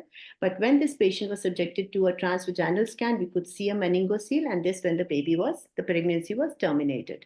So every gynecologist and obstetrician should be confident while doing simple obstetric scans. Continuously update yourself, seeking your precious vote for managing committee elections ISAR, which are going on. Thank you so much for a patient hearing. Thank you, Monica, ma'am. I request chairpersons to kindly give the concluding remarks. Dr. Neelu, So ma'am. thank you. Yeah, thank you so much elaborative talk on this genetic and fetal medicine. Really very good. You have mentioned each and every particular point. You have mentioned in a brief, and really it is beneficial for all who are doing in genetic and fetal medicine. And really you have mentioned everything, and well, very fantastic talk. Madam, I must confess, I was feeling so ashamed speaking in front of Sita ma'am. No, you're very good, Monica. Sita ma'am must be thinking she's teaching us ABC. No, this was not meant for me. It was meant for everybody else. So, you are really very good. You've covered everything beautifully. I'm really happy. Thank you. Thank you so much. Thank you so much, ma'am. Thank you, Monica ma'am, for the wonderful talk. With this, we move on to the next session. I think Dr. Jaya madam is with us. She's joined us. She'll be talking on deciphering hemoglobinopathies, and to chair her session, we have with us Dr. Latika Agrawal from Delhi and Dr. Anju Verma madam for Gwalior. Our first chairperson is Dr. Anju Verma madam. Sorry, Dr. Latika Agrawal ma'am. She is a great academician, and she's currently a consultant and senior gynecologist practicing and private consultant of self, Dr. Sarthak Test Baby Center at Bareilly. She's also associated with the Malhotra's nursing home of the Agra, and she has delivered many IVF babies with her. She has She has been instrumental in organizing the IFS conference in 2013 at Bareilly, and she has many awards to her credit, especially the award by the government of UK for example contribution in her field, and she was awarded twice for the Women of the Year award by the Bareilly authorities in 2016 and 17. I welcome you, ma'am.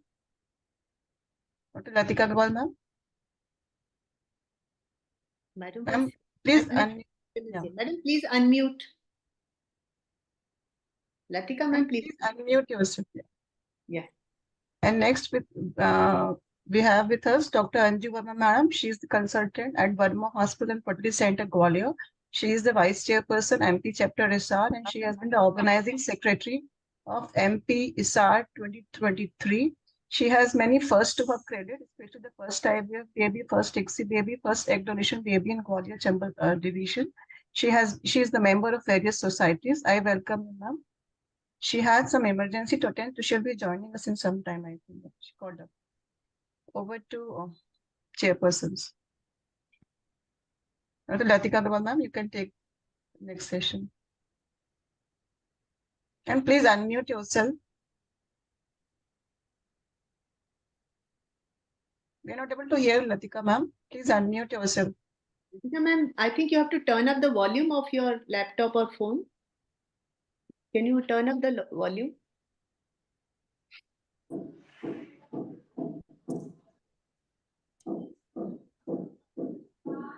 Ma'am, you are not audible. Can the tech team support help madam out? Latika ma'am, you can, log out and log in again. Madam, you can leave the meeting and join again. Sometimes that works. Monica, would you like to introduce the speaker then? Yes, I will do that. Okay. Welcome Dr. Jaya Chawla, who is Professor, Department of OBGY, ABVIMS, and Dr. Ram Manohar Lohia Hospital. Oh, that is Atal Bihari Vajpayee Medical College. Yes, yes. So I know because I was looking at all these colleges when my son was appearing for NEET. Oh, that's a very, very prestigious institution. I mean, people have to score how many marks to get into these colleges, Dr. Jaya? So it's wonderful you're working there, and to be in Delhi and doing fetal medicine, I think you must be having all sorts of patients. So Madam is Fellow of Maternal Fetal Medicine from AIIMS New Delhi, Fellow of Indian College of Maternal and Child Health. She has got several important affiliations. She's Executive Member of Genetics and Fetal Medicine Committee of FOXI at present, Joint Secretary of SFM Delhi Chapter, Executive Member of Fetal Medicine and Genetics Committee AOGD, Executive Member of Multidisciplinary Committee AOGD, and she is an avid researcher with several publications in national and international index peer-reviewed journals and chapters in books. She is an investigator of ICMR projects. She is a keen academician and an examiner in the Delhi University, MUHS, with areas of interest like fetal cardiac arrhythmias, prenatal screening, and fetal growth restriction. We are honored to have you, Dr. Jai. Absolutely. Thank you, Sita ma'am, for proposing Dr. Jaya. Absolutely. Before she starts, I just want to say a few words about Dr. Jaya. She's very, very active member of my committee and brimming with ideas, and she writes well, she thinks well. So it's an asset to any organization. She's there, and she's a great academician. As you can see, she's with Ram Manohar Lohia and she's trained from AIIMS. So looking forward, Dr. Jaya, and thank you so much for joining. Thank you. I'm already thrilled and honored and totally privileged. Thank you so very much for those very, very kind words, Sita ma'am and Dr. Monica. My day is already made. So can I seek your permission to share the screen, please? Yes, ma'am. So am I audible nicely? Yes, Yes, ma'am. Yes. So the topic assigned to me for today is hemoglobinopathies. So this is something that is very ordinary also. We come across it every single day. But at the same time, the jigsaw is very puzzling for a normal gynecologist. So let me take you through this topic and see where it leads. I will start with the basics and say that during the fetal life, the predominant hemoglobin in the body is hemoglobin F. And by the 34th week of pregnancy, this is gradually replaced by hemoglobin A, which becomes the most predominant hemoglobin during the adulthood. During the adulthood, a small proportion is also contributed by hemoglobin A2.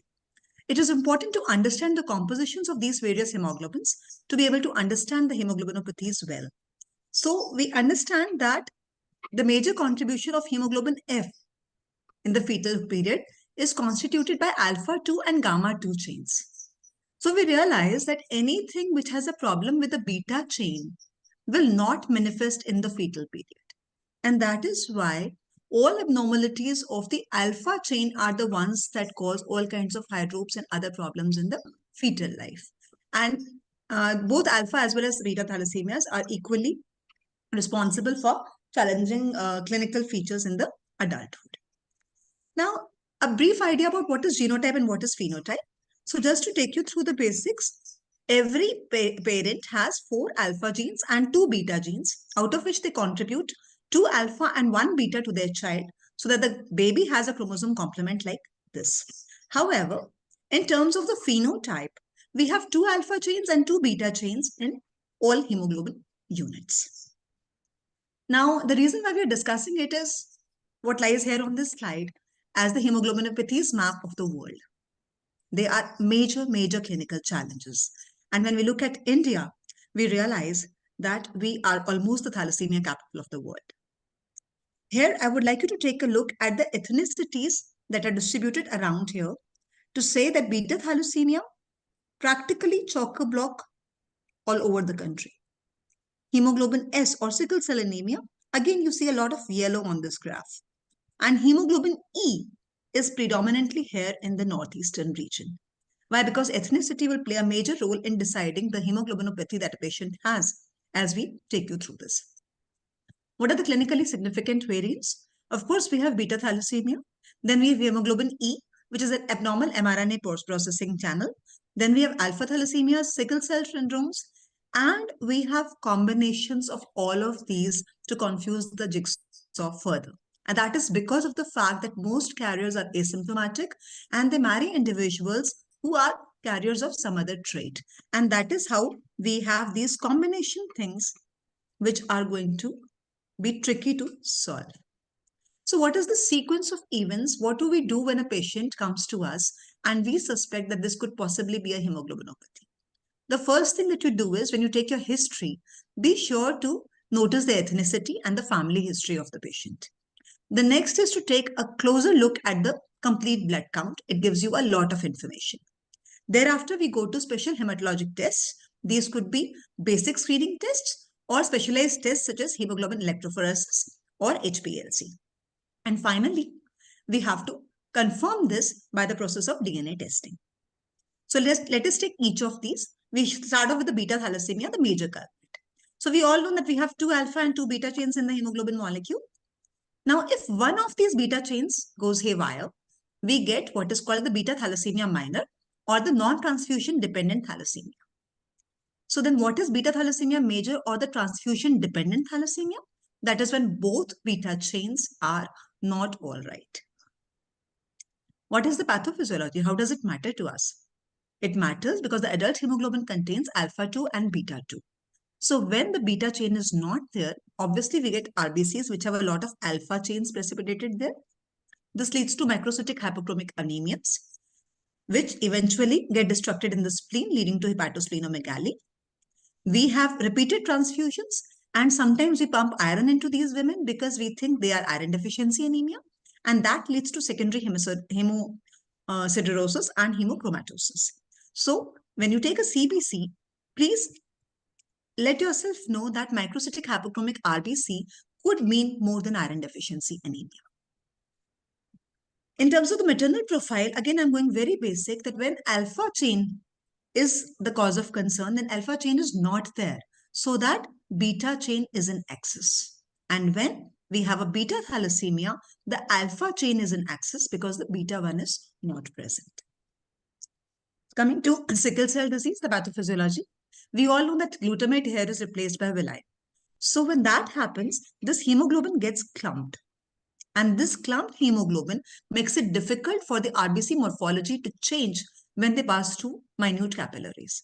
They tend to clump, precipitate, clog vessels, and thereby leading to cardiac overload and other manifestations of disease.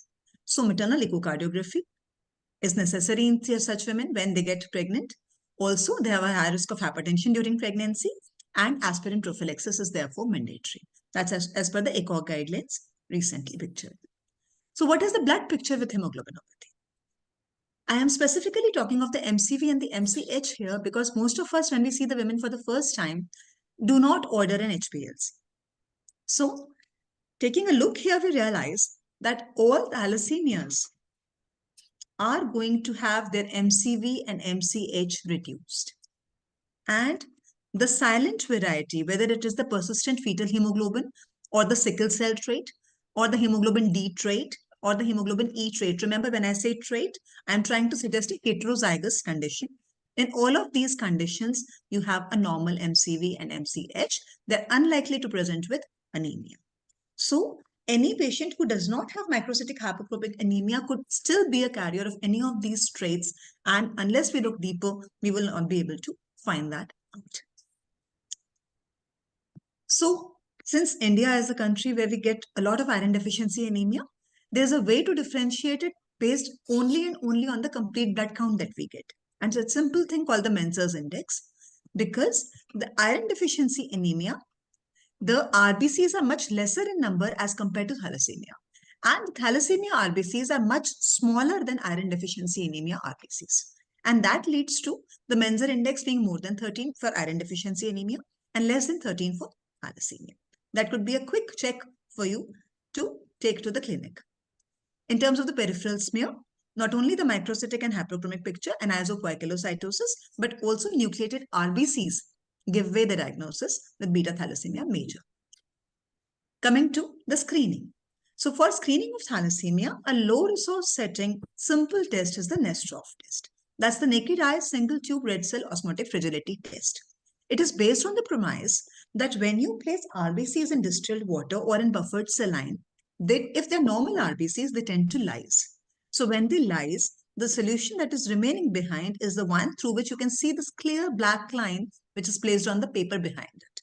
But cells which are thalassaemic in nature tend to be more resistant to such a saline osmotic pressure, and therefore they turn the solution turbid, through which this black line can no longer be seen. So this, in terms of Nestrov, becomes a positive test. Remember that it is only and only a screening test. Despite excellent sensitivity and specificity, its positive predictive value is not very excellent, and therefore it is important to always and always confirm your diagnosis. So how do you confirm it? We confirm by using an HPLC or high pressure or high performance liquid chromatography. Now, I'm not sure how many of you understand, because I, in the process of discovery, found this a couple of days ago, that there is something here called area percentage and there is something here called retention time. What are the purposes of these two? The purpose of retention time is that based on the electronegativity and electropositivity of these hemoglobins, there is a different peak at which they come on the paper. And that is how we identify them. So the retention time is supposed to tell us what peak of hemoglobin corresponds to what type of hemoglobin.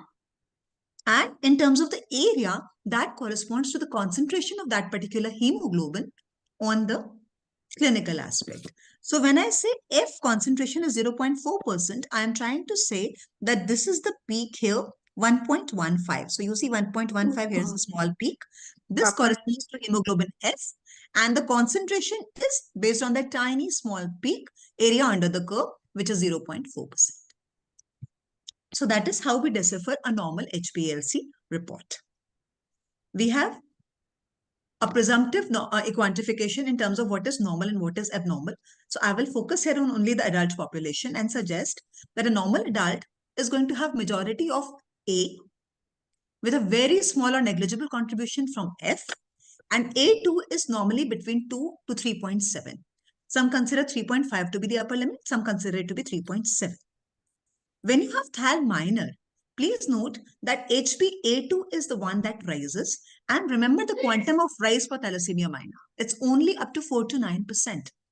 But when it becomes major, adult hemoglobin is totally gone and fetal hemoglobin takes its chance, because alpha 2 and beta 2 is no longer there. So alpha 2, gamma 2 takes the place, and therefore fetal hemoglobin tends to rise. Remember, major will not have an astronomical rise in A2. With this background, we're going to take you further to how is this inherited. So most of the hemoglobinopathies are autosomal recessive in nature, and therefore if one of the partners is a carrier of this particular trait, then he is going to pass this trait to two of the offsprings who will again be carriers of this condition, provided the other partner is absolutely normal. He is not a carrier. On the other hand, if both the parents are carriers of this trait, despite being majorly asymptomatic, they will have 25% of their progeny every single time the lady gets pregnant as a thalassemia major. Two of these babies, as in 50% of the progeny, will be carriers again, and 25% of their babies are going to be with normal alleles. And this particular percentage carries forward every single time that the lady gets pregnant. So we can't say if a person is going to have 4 children and she's already had one thalassemia major, then the other 3 are now unlikely to be thalassemia majors. It doesn't work like that. Now, coming to this particular picture. Now, this is a kind of quiz and an interactive session from now onwards. So you can comfortably type your answers in the chat boxes. So here we see that the hemoglobin F concentration is 0.7%. and A2 is 5.3%. 5.3 is more than the cutoff that we just discussed. If I were to say that the hemoglobin is 9.9, which means this is anemia. Now, I were also to say that this is microcytic and hypochromic anemia with slightly increased red cell width, then I am dealing with a thalassemia trait here. Now, if this woman is a thalassemia trait and this is the husband's report, F concentration 1%, A2 concentration 6.4%. What does this correspond to? This is again a thalassemia minor. Add to it the Southeast Asian ethnicity. And now if they have a child with this kind of a picture, F being 90% and A2 being 2.5%, what does that mean? It means that this baby has thalassemia major. So what are the conditions in which HbA2 is likely to rise? One, of course, is beta thalassemia minor. Apart from that, sickle cell anemia will also witness a rise in HbA2. Also remember that megaloblastic anemia and hyperthyroidism will increase HbA2 levels. Similarly, decrease in HbA2 will be seen in alpha thalassemias. So one has to point red flags with care and caution in these conditions. Now, another important point to note here is that even if you have identified that this lady or her partner are positive for on HPLC for thalassemia minor, it doesn't really solve the jigsaw completely. Because when we are supposed to offer a prenatal testing to this couple, we have to understand the mutation, the DNA basis of that particular disease, which is also a confirmatory test in a way. So unless we have identified the mutation, we cannot offer prenatal testing. In a country like ours, there are around 5 to 7 common mutations that are identified and associated with beta thalassemia. So these are the ones that are most frequently picked up in majority of genetic laboratories. And that is how we understand what to look for in a CVS sample if we were to offer that. So this is as per the national policy norms that these 6 common beta thalassemia mutations will diagnose as good as 85 to 90% of families. And the remaining 10 to 15% will be sent to regional centers, and that will identify another 22 of these Indian common mutations. The rest of them are going to be very, very unlikely in our circumstances. So once we have identified the mutation in the husband and the wife, thereafter we can perform a CVS and figure out whether the same mutations are now found in a homozygous manner in the baby or not. Once we have done that, we can comfortably communicate to the patient whether the baby is suffering from thalassemia major or not. We do not normally reveal if the baby is a carrier. We do not communicate that part. The only thing we are trying to discover with a CVS here is whether the baby is major or not. And then the choice of termination can be offered to the patient if she's not willing to continue with this pregnancy. Coming to sickle cell, again, this has a solubility test, which is a screening test for sickle cells. And we all know that sickling takes place under conditions of hypoxia. So a reducing agent like sodium hydrosulfite, when blood is exposed to this, what happens is that hemoglobin S from lyse erythrocytes precipitates, and that causes the solution to become turbid. So you can see that you can no longer see the lines at the back with the solution, and that signifies a positive test for sickling. Again, they're false negatives. When the hemoglobin itself is very low, then it will not be able to lyse as much and give you this kind of picture. If the sickle cell fraction is less than 10%, again, you will have a false negative. And whenever resistant to denaturation hemoglobins such as hemoglobin F are high in values, then also you will get a false negative test. So you must always take these things with a sack of salt. Coming to the blood picture in sickle cell. So we all understand that sickle cell is a kind of anemia. So yes, microcytic hypochromic indices would be present. The RBCs will show an isopoikilocytosis. There'll be teardrop cells, target cells, etc. Important is that here adult hemoglobin will be reduced to almost a third or even less. And the sickle cell window will occupy more than 50% of the bracket. Fetal hemoglobin will occupy a major chunk of the HbA2. HbA2 shall be reduced.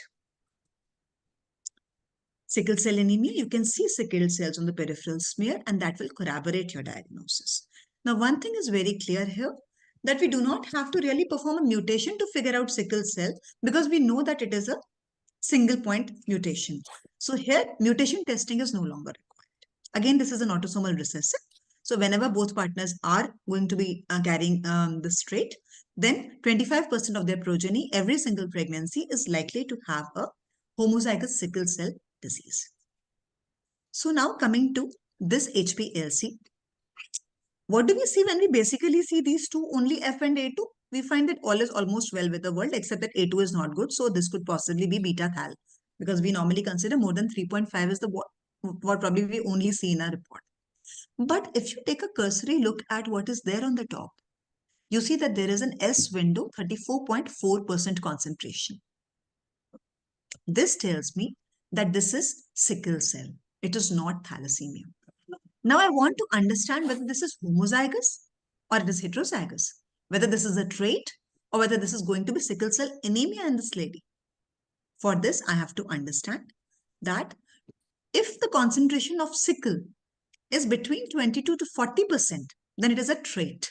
And if it is more than 70 to 90%, then it is a homozygous thing or a disease.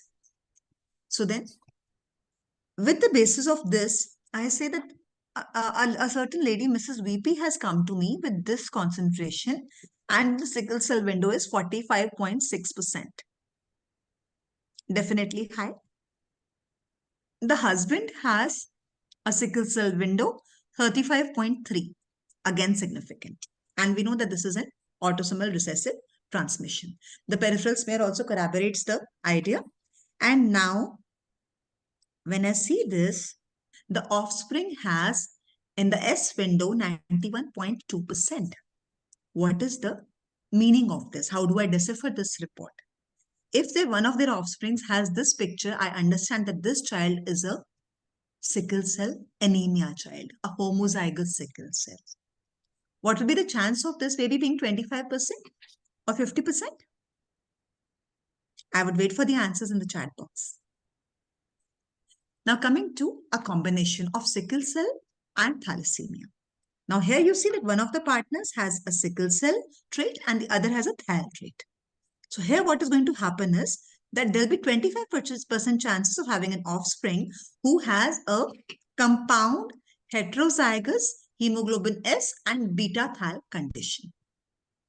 50% chance that they will be carrier of either of these traits and 25% chance that they'll have both normal alleles. So now here I have a report which says sickle hemoglobin 3.1%. My normal concentration was supposed to be 0.02. This is a genuine report. I'm trying to tell you that this is straight. Now, coming to hemoglobin E. This is the third most common hemoglobin we have. Remember that it is 22 to 80% popular in the northeastern communities. So ethnicity becomes extremely important in identifying. The next thing I want to say is hemoglobin E in homozygous as well as heterozygous conditions is asymptomatic. So we will not get the benefit of microcytic hypochromic anemia to give us an iota of doubt about this. The problem is that when these carriers, HBE carriers, get married to somebody who is a beta thal carrier, then this combination becomes a symptomatic thalassemia, which is why we cannot ignore HBE. Now, how do you identify? This is the basic screening test, dichlorophenol, endophenol. This is a blue compound, a redox dye, which tends to precipitate HBE so that you find the sediment at the base. When do you do this? When you expose blood to this particular compound at 37 degrees. Again, it's a screening test, so it has to be confirmed. Now, with the pathology with hemoglobin E is that glutamic acid, which was changed to valine in case of sickling, is here changed to lysine. Similarly, with hemoglobin D Punjab, the glutamic acid is now changed to glutamine. Again, autosomal recessive inheritances. Remember the northeastern predominance. The rest of it remains identical. Now, this is a report which says hemoglobin E trait. Let's take a closer look. Adult hemoglobin is 60% and A2 is 38.9%. Now, we would say, why can't this be thalassemia? Because A2 is very high. The problem is that A2 eludes in the same window as E. And that is why an E presents with an astronomically high A2. It does not have a window of its own. So whenever A2 is going to be as high as 38 to 40%, it has a major contribution from hemoglobin E and a minor contribution from A2 itself. So that is the reason why for an E trait to be identified, you have to see that A2 is not like the 3.5, 3.5 to 4, 5 that we normally see in beta thal. This is as good as 22 to 40%. And in thalassemias, we find that F is marginally raised, which is normal in HbE. Remember, these are asymptomatic people, so there is no anemia and there is no microcytosis. The picture here will show you some target cells. So now what happens when we have an hemoglobin E homozygous? We were talking of a trait until now. Here, since A2 eludes the same window as E2, A2 is going to be very high, assuming it to be more than 50%. F is going to be normal or high. And MCV with a homozygous E is going to be now marginally low, and they could probably present with mild anemia. So remember, your CBC is going to give you these inputs. Maybe you will land up with somebody who's homozygous for EE someday, based only on the fact that your index of suspicion was high and you checked out for hemoglobin E. Now, here is a condition which is a compound, and this could be a possibility that it is hemoglobin E with beta thal, or it could be a E homozygous. Let us take a look and see where we stand with it. Why should this be called EE homozygous? We have F, which is raised. Remember, we said it is raised in beta thal. It is not raised in E. A2 concentration is 94%, which does not gel with beta thalassemia. With beta thalassemia, F was supposed to be very high. That is not the case here. And that is the reason this is an EE homozygous. It is not a beta thal. So taking a look at every component of the report gives us the diagnosis. How do you differentiate them? Remember that hemoglobin E and A2. Let's see. E has a major contribution in the rising of A2 to the tune of 22 to 40%. So one E will give rise to 22 to 40%. Two E's will have a major rise, bigger rise, because again, this is E with beta thal or E with E. Both circumstances are worse than single E, and therefore A2 rises astronomically, so much so that it is more than 50%. Now again, remember that E does not have a major contribution in raising F, and therefore this single E as an E trait, this is equivocal. Fetal hemoglobin is not raised. When it is EE, it is marginally raised to less than 5%. And when it is beta thal, we know that the contribution of beta thal in raising fetal hemoglobin is going to be substantial to the tune of more than 10%. So once you remember this graph, you will be able to differentiate between homozygous hemoglobin E, heterozygous hemoglobin E trait, or a compound heterozygous. Now, alpha thalassemia, another common condition. Here I will take you through a very, very basic idea that we said in the beginning of this talk that there are 4 alpha genes, and that is what a normal complement is. If there is missing of one alpha gene here, that will only make this person a silent carrier. He or she will not be able to demonstrate this clinically. But when 2 of these genes are gone, this person is an alpha thal trait. When 3 of these genes are gone, this person has hemoglobin H disease. Now, this hemoglobin H disease is going to manifest only after 6 months of age, because until then, beta will not be formed. This alpha trait is a condition that causes microcytic hypochromic anemia on CBC. But it is diagnosed only on genetic testing. There is no test to identify alpha thalassemia per se on HPLC or a simple CBC. You can only suspect when you have ruled out everything else and the patient has refractory microcytic hypochromic anemia that you could possibly be alpha. Again, when you have this hemoglobin BARTs, gamma 4, remember gamma is a part of fetal hemoglobin. So when you have a clinical implication for this, as I'll come to in the next slide, when you have hemoglobin BARTs in the cord blood, This patient will require intrauterine transfusions as a life-saving measure and will require long transfusions thereafter. Now, we have already discussed this part. I will not go here. I just want to show you these inclusion bodies here, which you see on the peripheral smear in alpha thalassemia. This is hemoglobin H disease when 3 out of the 4 genes are missing.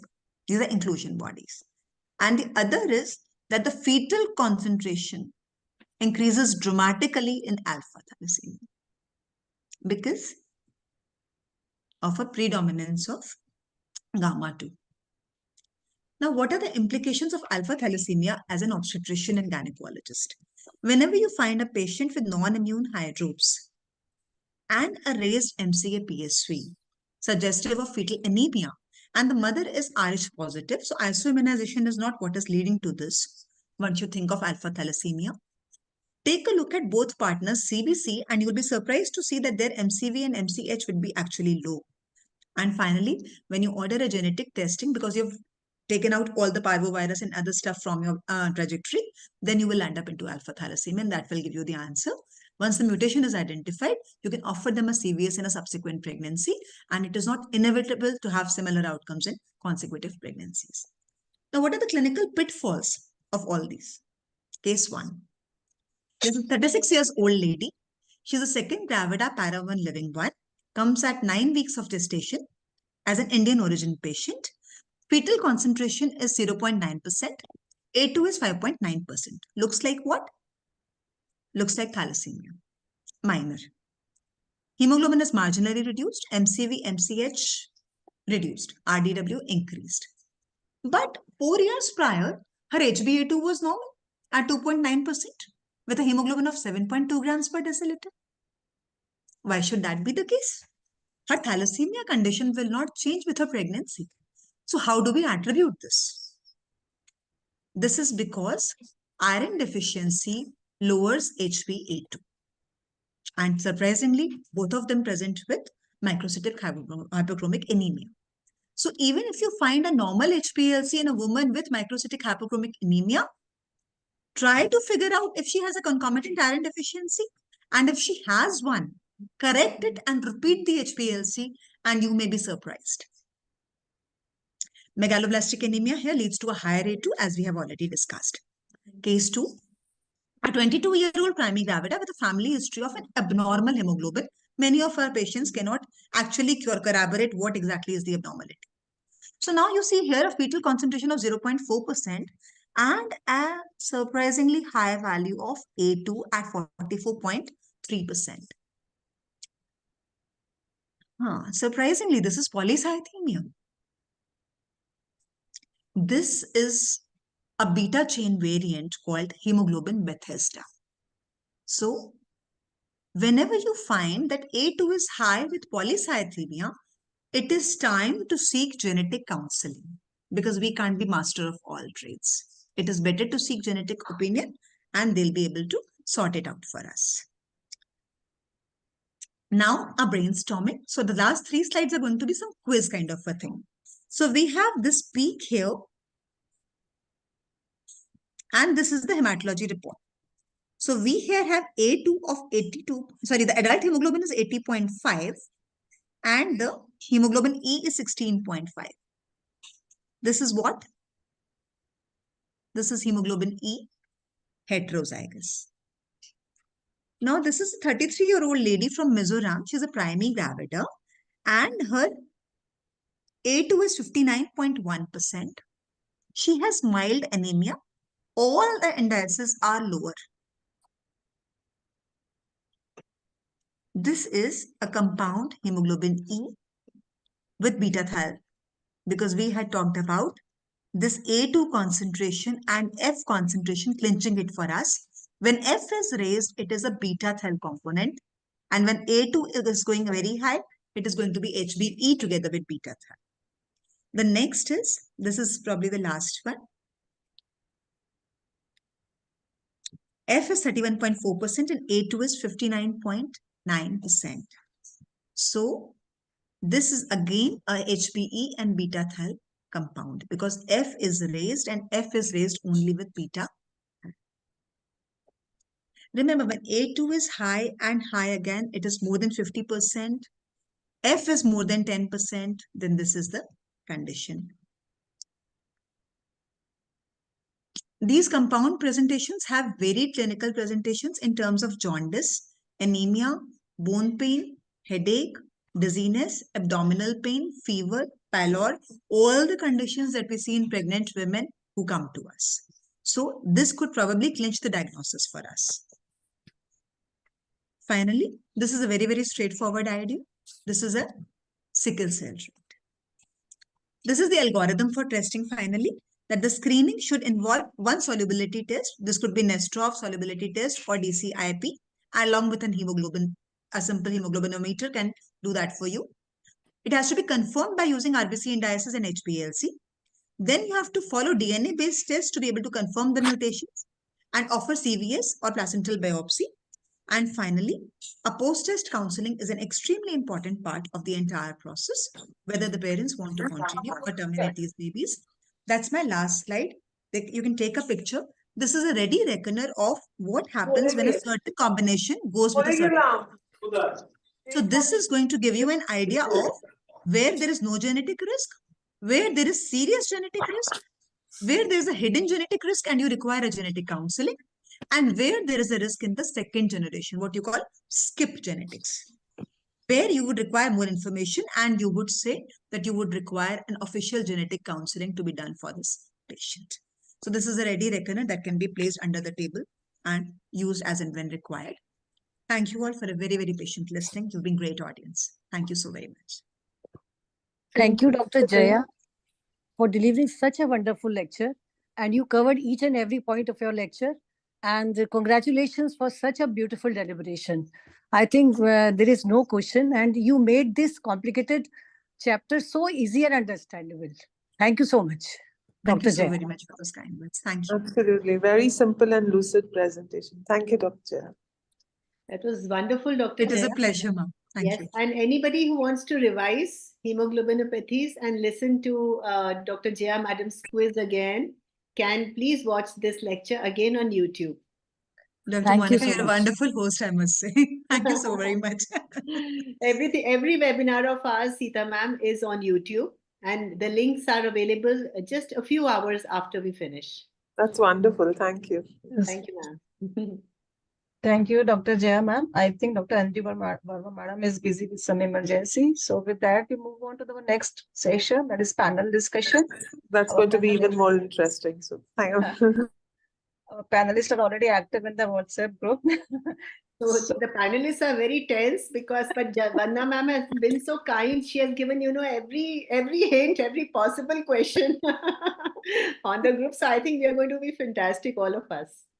Yeah, so for this, our panel discussion is on common anomalies and their genetic associations, and the moderator is Dr. Vanna Bansal ma'am. I request to put her CV, please. Dr. Vanna Bansal ma'am is an additional professor of the head of the department ultrasound department of Naroji Wadi Maternity Hospital and St. G.S. Medical College, Mumbai. That happens to my alma mater also. She has immense experience of more than 28 years in the field of fetal medicine. She has been the MUHS approved faculty for fellowship programs and ICOG course coordinator and faculty for many other courses. She is Vice President of Society of Fetal Medicine of Mumbai chapter. She has been the chairperson of Fetal Medicine Committee MOX 2017 to 2019. She has been the national coordinator of Imaging Science Committee FOXI 2018 to 2020.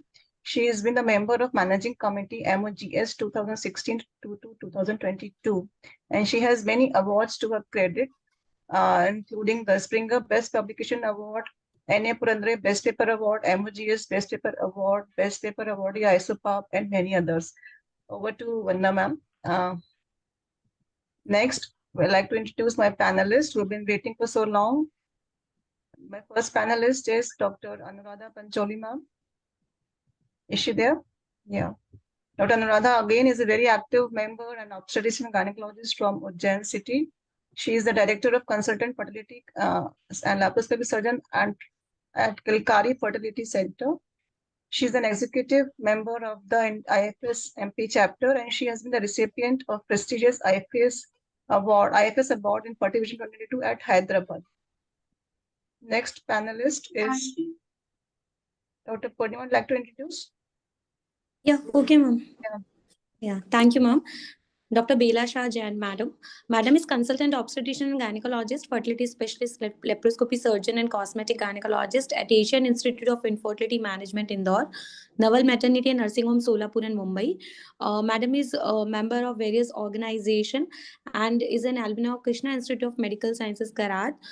She has done fellowship in aesthetic gynecology, Mumbai, Mohali, and received Supraja Award by IFS for working toward menstrual hygiene awareness among young girls and winner of various paper presentations. We welcome you, madam, today. Thank you for joining us. Our next panelist. Next, Dr. Diksha is not able to join. So the next panelist is Dr. Deepthi Gupta. She is the secretary of Jabalpur Obstetric Society. She is secretary of MPOX also, and she is currently working as associate professor at NSC Medical College, Jabalpur, and consultant at Angkor Fertility Clinic, Jabalpur. She has been the winner of CS Stone Prize AISU 2022. Welcome, Dr. Deepthi. The next panelist, Dr. Garima, is also not able to join. Yeah. Dr. Purnima. Yeah. Dr. Monica Jain, madam. Madam is Vice President NMO Gwalior 22 to 23, Vice President GOX 22 to 23, Vice President IMA Gwalior, and Women Doctor Wing President Gwalior. Madam is Director at Suyash Research Center and Hospital Private Limited, Director Health Plus Club working for public health awareness successfully for last 12 years. She has received various so many gold medals and done and is an alumni of KGMC Lucknow. Ma'am is associate professor, assistant professor, Cancer Hospital and Research Center, Gwalior, and is member of various organizations and received various awards. We welcome you, madam, today. Thank you for joining us. Thank you, Dr. Monica, for putting that fire in the background. Thank you so much. Yeah. The next panelist is Dr. Sonam Dhaval Bakshi, ma'am. She is consultant at Motherhood Hospital, Indore, at Disha Fertility and Surgical Center, Indore. She has been member and organizing team of the ISAR Indore and AISOD 2022. She has been recipient of many awards: the Best Paper Award, a Massicon 2013, Best Paper Awardee ISAR 2016, and Sheila Mehra Award for Best Paper in Endoscopy, Best Paper Yuva Foxy West Zone Award. Welcome, Dr. Sonam. Dr. Suparna Banerjee, madam. Madam is Medical Director of Ankul Fertility, Kolkata, and Institute of Reproductive Solution, Hooghly. She is consultant gynecologist and infertility specialist, clinical secretary of ISAR Bengal 22 to 23, secretary of Scientific Committee of USR 21, executive member of Sub-Fertility and Reproductive Endocrinology Committee of BOX 19 to 20, secretary of Bulletin and Website Subcommittee BOX 21 to 22, and so many important various post ma'am has held, and she is a gold medalist in MBBS, and we welcome you, madam, today. Thank you for joining us. And last but not the least, the next panelist is Dr. Shushmita Mukherjee, ma'am. She is the managing director of Shushmita Mukherjee Fertility and Laparoscopic Clinic. She has been trained and received fellowship in laparoscopy and IVF. She is executive committee member of IFS MP chapter, national faculty ASOG, ISAR, IFS, IAG, and life member of various associations. Welcome, Dr. Shushmita. And over to Dr. Vanna for the panel. Wish you all the best, panelists. I wish all the panelists all the best because I'm going to be the examiner and I'm going to take you through all the cases. Basically, whatever has been already presented in the previous lectures, we will try to do the same thing and see how clinically they help us in our obstetric management. So I'll share my slide.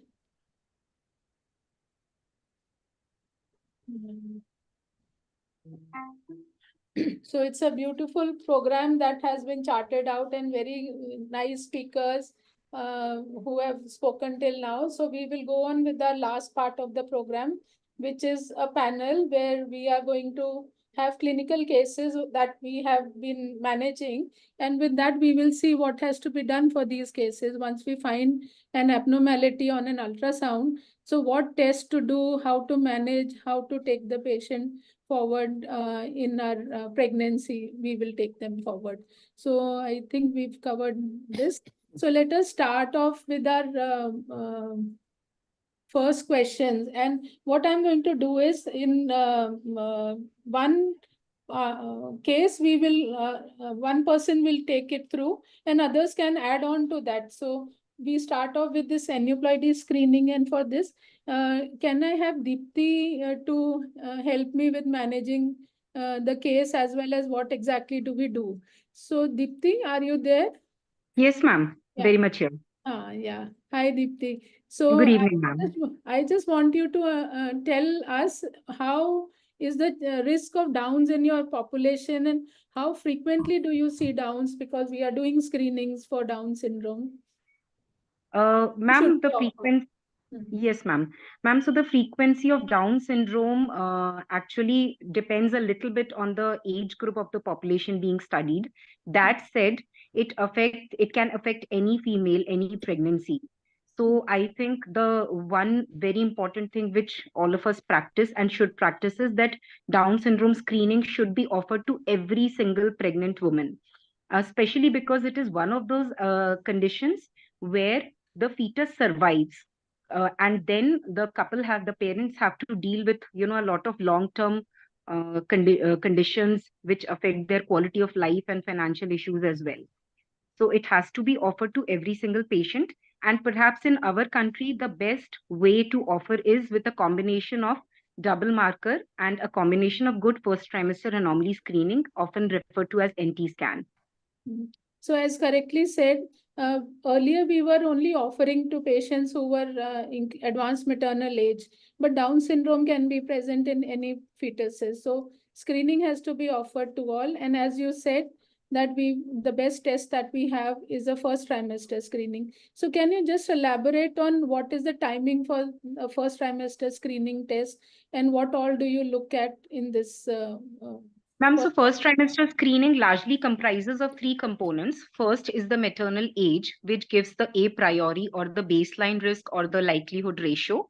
The second is the biochemical screening, which is a combination of two tests, that is the beta HCG and PAPA, pregnancy associated plasma protein A. And third is the ultrasound. So for biochemical screening, it can be offered between 10 to 12 weeks. And for ultrasound, 11 to 13 plus 6, that is 11 to 14 weeks is the best time. So normally, just to make it convenient, we tell our patients that, 11 to 12 weeks is a good time when they should get the double marker done and then get an NT scan or the first trimester scan done. And ideally, with the first trimester anomaly screening, along with the nuchal thickness, the ductus venosus flow, the nasal bone should also be tested. And now most of our radiologists are also reporting on the preeclampsia screening in the first trimester scan. So definitely what she has said is exactly all right. So one is we need to have a correct NT image when we are doing this, because that's the most important part of most important. So it has to be in the 11 to 13 plus 6 week scan. The CRL has to be 45 to 84. A mid-sag, the tip of the nose should be seen. There should be no maxilla seen, and it should be a zoomed up image. So only if it is such that we would call that the detection rate is going to be 90% with maternal age, NT, and the biochemistry, as what Deepti said. And as she rightly said, that if we add on these markers, the absent nasal bone, ductus, and tricuspid regurgitation, our detection increases to almost 95%. So I think that is the standard of care that has to be offered to every pregnant woman, whether it is from a government hospital or a private hospital. This is a basic test that has to be offered to all, and most guidelines would say the same thing. And as has already been spoken, we look at structures also at the same time. So Deepti, tell me, if you've done a first trimester screening test, is there any role of doing quadruple test? No, ma'am. It is very clearly specified in all guidelines that there is no repeat of multiple biochemical screening. If at all we have a problem or suspicious first screening, then it should be followed up with a second line, that is NIPT, or a invasive, that is a confirmatory test. But there is no place of repeat biochemical screening for genetic defects. But if my patient comes at around... Patient comes late. Ma'am, if the patient has reported for the first time late, then perhaps a quadruple test can be offered. But if the patient has been with us from early pregnancy, then double marker is what should be done ideally. Many times the patient will report very late. They are not aware of the first time trimester screen. Trimester importance. Yes, And yes. they will come at 16 weeks, 15 weeks. Then quadruple test is helpful. So there are two things in this. One, what Dipti said, that if you have done a first trimester screen, you don't do a second trimester screen again with a quadruple. So if first trimester is already done, then no screening again to be done. But if the patient comes for the first time after 14 weeks and we miss the bus of the first trimester screen, then a quadruple test still will have a role to do because it has an 85% detection rate. You want But to then, ma'am, may I please add that I think the counseling and interpretation should also be done correctly. Recently, my own sister-in-law, one of my cousins back home, she was offered quadruple test, and then she was scared so much, and then they had to undergo an NIPT for almost no rhyme or reason, and that really adds a lot of anxiety and stress to the couple. Definitely, yeah. So that is why we are taking these points forward, that you don't do two tests together. It has to be one test, and if it has to be followed by, it could be an NIPT or an invasive test, and not a repeat quadruple test, because one of them will come positive somehow. So you'll have the problem and end up in doing an CVS or an So amnesia. another dilemma, ma'am, when there is a intermediate risk for these patients, then what to do? And they then think directly go for NIPT, and affordability is another factor. Then a good ultrasound, a genetic sonogram sometimes of a great help, because some of the reports they do not, they write it as low risk, but it is actually intermediate risk. There is no risk reduction. So then we have to do something. We cannot just reassure our patient, yes, it is low risk means you are low risk. Yes, we will come to it, intermediate risk also, as we go forward with our cases. And yes, we have an IPT, which is good detection of 99% for Down syndrome, but still it is a screening test. So our routine screen is your 11 to 13 plus 6 weeks, where we look at all the above which is written, and then a second trimester anomaly scan. So with this background, we will start with our first case, and our first case, I would want Suparna Banerjee to be with me for this case of ultrasound showing some markers on the first trimester. So, are you there with me, Suparna? Yes, madam. Can you hear me? Yes, I can hear you. So these cases have not been, they are all extempore what everyone is doing. So anybody has to add on anything can add on to this. So this is a 21-year primary gravida, 12 weeks, and there was an increased nuchal translucency. So when you see an increased NT as an obstetrician, as an IVF specialist, or a fetal medicine, or a radiologist, what all are you going to look at in the report, or do a scan and see? Yes, so for this first trimester scan, she is otherwise a low risk patient in a spontaneous pregnancy of 21-year-old, but as it is showing this quite high NT, so we need to check the other things like nasal bone, like ductus venosus, tricuspid regurgitation, and a bit of anomaly scan, as Dr. Manika discussed, that in first trimester also we can detect so many things.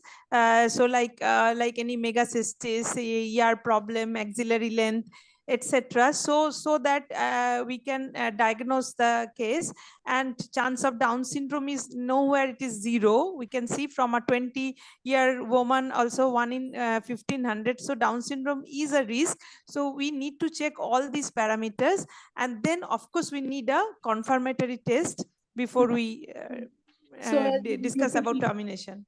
So beautifully said. So this patient, although she was only 21 years and the risk is still there, it is not 0 risk.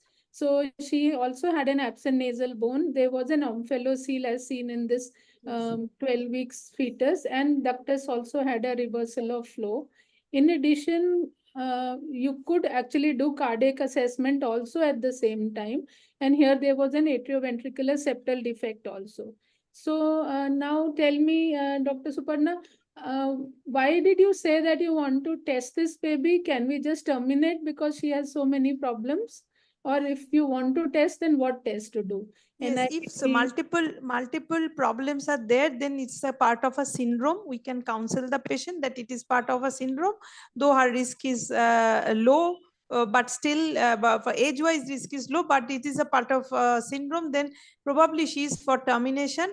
But if she wants a diagnosis, this is all soft markers. So multiple soft markers means a syndrome.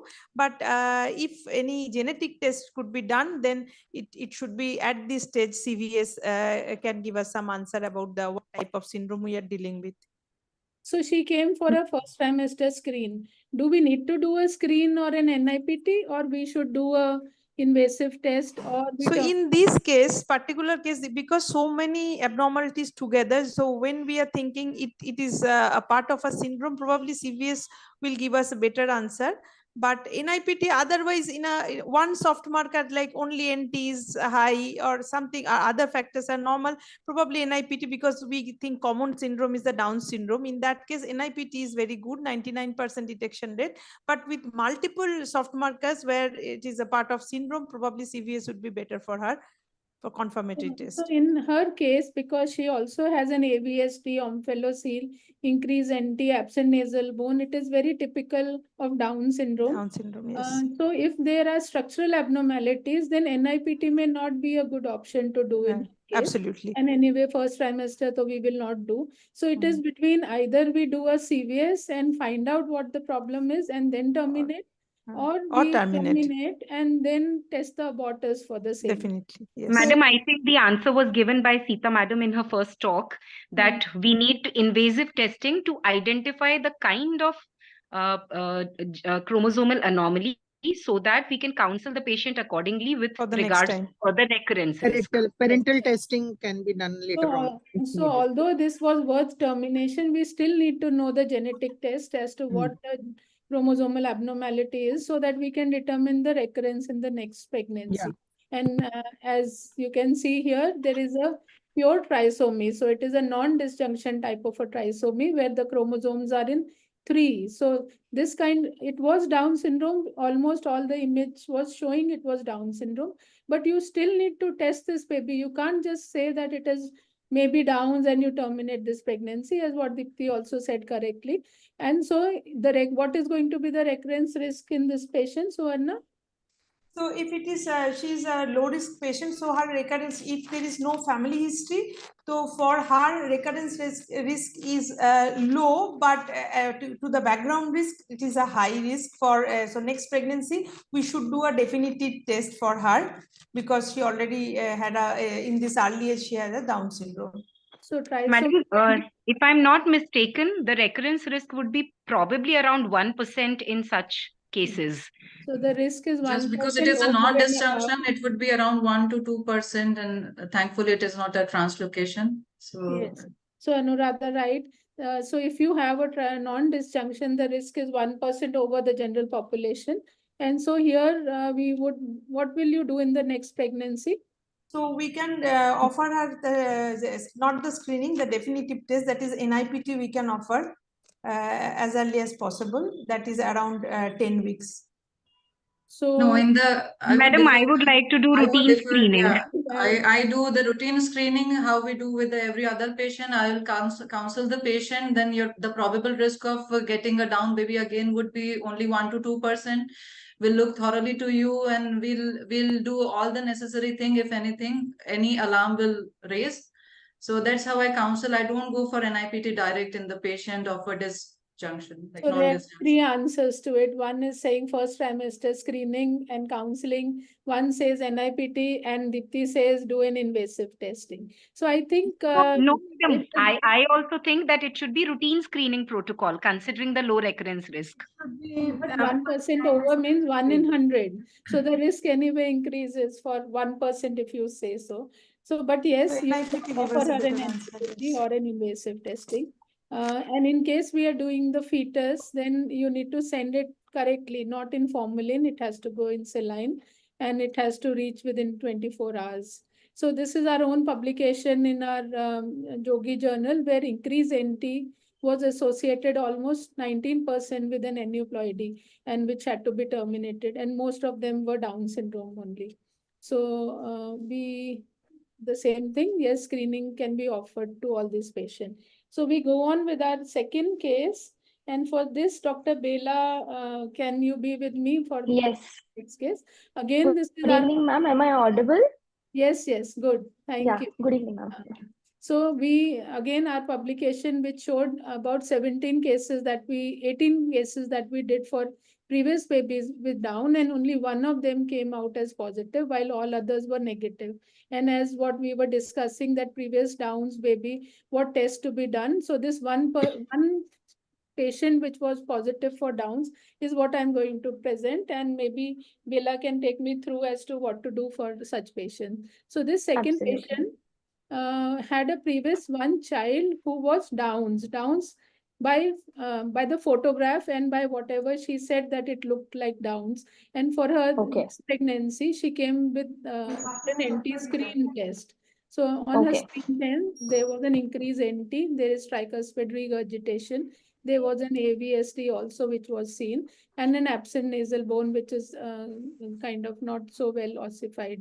So, what test will you offer with this background?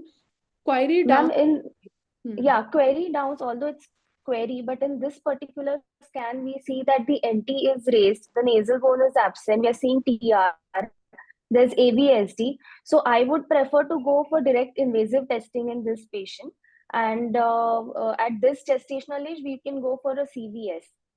So for karyotype. So that is what we also offered her, that we do a CVS, but she refused, she terminated. So now we have two babies with suspected Downs and no karyotype done. So what will you do for a next pregnancy now? Since we have two babies, I would like to, before the next pregnancy, I would like to screen the parents in this case. And depending on the parental screening, if it is normal, then again in the next pregnancy, we do the first trimester NT scan. We see if these markers are seen and then offer invasive. So as always in India happens that they don't come in the preconception time, and they will just reach you at the time when you think that she should have done something better. So she went somewhere else because she thought this doctor continues to tell me to do CVS. So she went somewhere else and got a NT scan done and a dual marker, and the dual marker was low risk. So now And she's nasal come back bone to me. was also No. That time everything was normal by the doctor. And now at 18 weeks, she's come back to me with an absent nasal bone. So you have a previous two babies which were query Downs, screen low risk, and now absent nasal bone. So we are in the second trimester, strong soft marker of absent nasal bone. Right. Ma'am, first of all, with history of two previous Downs babies, it is very less likely for the dual marker to come low risk. But considering that it is low risk and now patient has come to us at 18 weeks with an absent nasal bone, definitely we will go for invasive testing. We can offer her amniocentesis, and that's the way to go forward with this Why patient. did the screen come as low risk? She did not give a history. Probably the history was not given, and they probably also missed the absent bone at the NT scan. Yes. So importance of doing a good scan as well as the history. So in the dual marker, you have a place for previous baby with Downs. And because here that was not ticked, and probably they missed out on the absent nasal bone. Correct. So doing at times this does happen, ma'am, that the patient is not able to give all those history points or the parameters properly. So at our center, we do make sure that one of the assistant doctors or some person from the staff is always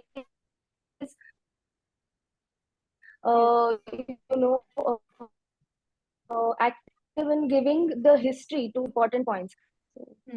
Yeah. Even if I'm not mistaken, ma'am, we should counsel the patient that even in the 30% of the patient of the Down, like of possible Down syndrome, they might not have any structural deformity. So it's not necessary that all the structural deformities will come positive and all soft markers can come down, but she has a high risk, she is a high risk patient. So it would be mandatory to go for an invasive testing for this. Yes. So definitely we did an amniocentesis, and this is a fish report. So there is trisomy 21. Are you happy with this report? Are you going to terminate on this grounds? Termination can be done on the basis of the fish report, but we would wait for the karyotype to see what type of trisomy it is. So termination So we that can do will on decide. this? Termination we can do on a fish report? Yeah, I think we can go for termination based on the fish report. Yeah, definitely. Yeah. So, but you need a karyotype. So We need a karyotype, so, yes, ma'am. so that is the karyotype report. So can you kind of read it, or do I describe it? It's a 21 Balanced. Unbalanced translocation. So there are three 21, which is one on top of the other. So it's a 21 translocation. And so it is a Downs with a, how much would be the recurrence for this patient? If it is a 21-21 translocation, then the recurrence risk is 100%. So in this case, we would screen the parents, and in the next pregnancy, we will have to counsel them for donor gamete for whichever parent is affected. So accordingly, we will have to counsel for donor gamete. So if one of the parent has got a balance 21-21, the risk of recurrence is going to be 100%. So actually all these three babies that were born to this patient all of them had a 21-21. And had she done a karyotype in the first child that she had, then she would not have gone through. So the importance of doing these tests, even if we think it is Downs, we need to have a karyotype report. Absolutely. And second is the fish is not going to help in the recurrence risk and the type of Down syndrome. So that's why I brought this up. Right.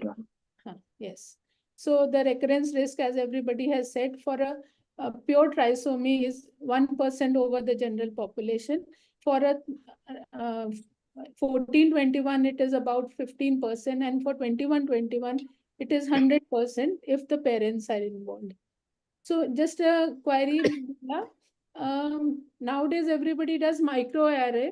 So will microarray be able to pick up this 21-21 translocation? No, we would need a karyotype to pick up 21. Yes, it will tell us trisomy 21, but it will not be able to tell us the type of trisomy 21. So this is a limitation of a microarray, that if you think it is very typical of Downs, then it is better to do a karyotype. You may keep the sample saved if the karyotype comes as normal for other things to be done. So good. So we go on to our case 3, and for this, Dr. Anuradha can be with me. Dr. Anuradha is there? Yes, ma'am, I'm here. Hi. For microarray. And anybody else can also add on. So I'm just put one name so that that whole thing can be discussed with one person. So Anuradha, similar to what we had an increase NT, we have this one more case which is also very interesting. She was a doctor herself. One live child, everything normal, spontaneous conception, 32 years. And the NT was more than the 99 centile for that weeks of gestation. So as you had said that when it is NT more, I might do an NIPT. NIPT or an invasive or a first screen is you going to offer her? Okay, so this is the only soft marker positive, ma'am, raise NT. Yes, the heart is normal, the ductus is okay, no TR, the nasal bone is So well. the other than NT, the first trimester screening is normal. The dual marker is we haven't done now. She's come to us with this scan and an NT which is increased. You have to. Okay. So now we cannot do the double marker, you say. Okay, I think I'll counsel the patient in this one. She is 32-year-old and she had a spontaneous conception. I would definitely, I would counsel her and I'll ask to wait at least till 16 weeks so we can repeat a scan and we can elaborately assess all the other parameters. And why I'm asking her to come early, so we'll have a good time to work up about. I would not call her for just for direct target scan. I will definitely call her back for 16. And if she can afford, if she's a doctor, she can afford. I can advise her an IPT just to reduce the anxiety if it comes negative. No, what about the increase NT?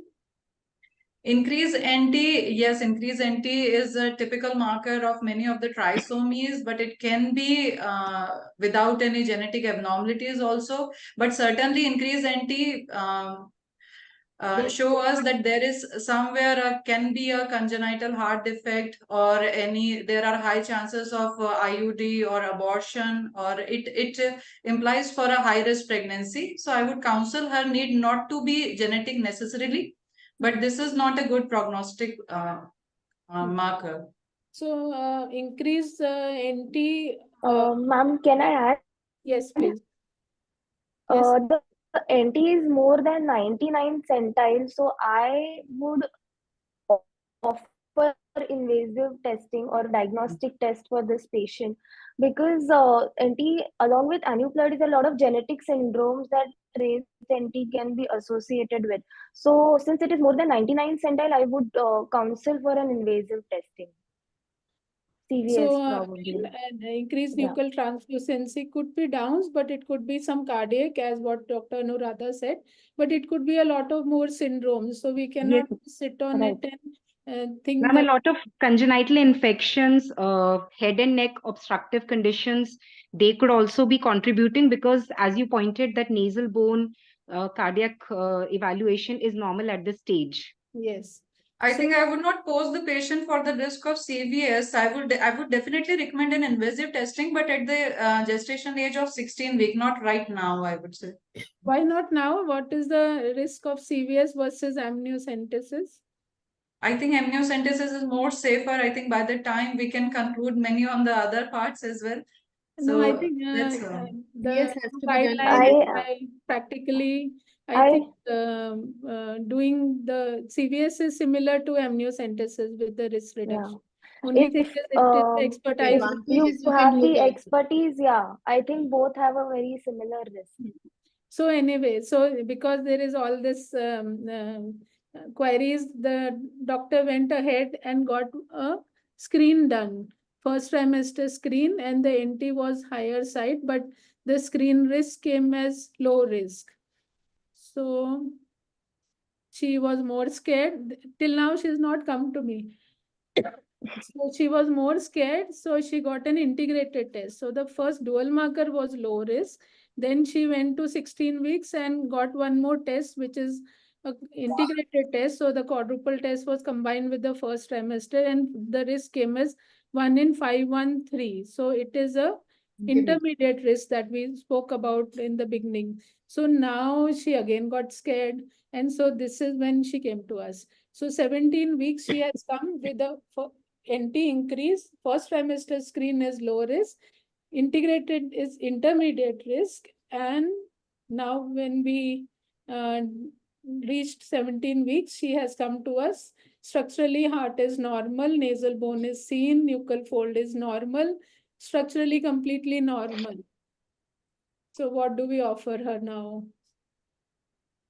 So Anuradha, you or anybody else can add on to what do you want to do now? A detailed sonogram would be the first thing. Yeah. And if she's not reassured after that, then perhaps an amniocentesis to rule out congenital infections as well. So basically, you still say that we need to do an amniocentesis? Amniocentesis, everybody is with me? Yeah. She's a doctor. She will do whatever I tell her to do. Yes. I would advise amniocentesis. Better go for amniocentesis. See, everything else is screening test. It is, you still had an NT. Confirmatory diagnosis. I think we have to go with amnio, ma'am. Yes.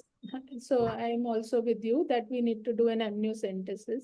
That time we could have done a CVS, but she's come to us at this moment of time. And so the amniocentesis, because we did at 17.1 week, and at 19.6 weeks, we get a report of fish, which was normal, and the karyotype showed 46 and inversion. So she got more panicked. What is this inversion? And this was a time when 20 weeks was the MTP time. So what do you think this is? So sex chromosome inversion as such, first in such cases, ideally we would want to screen the parents and Yes. see if inversion is also present in a parent, and still the parent, if that parent is normal, then we probably would not do anything.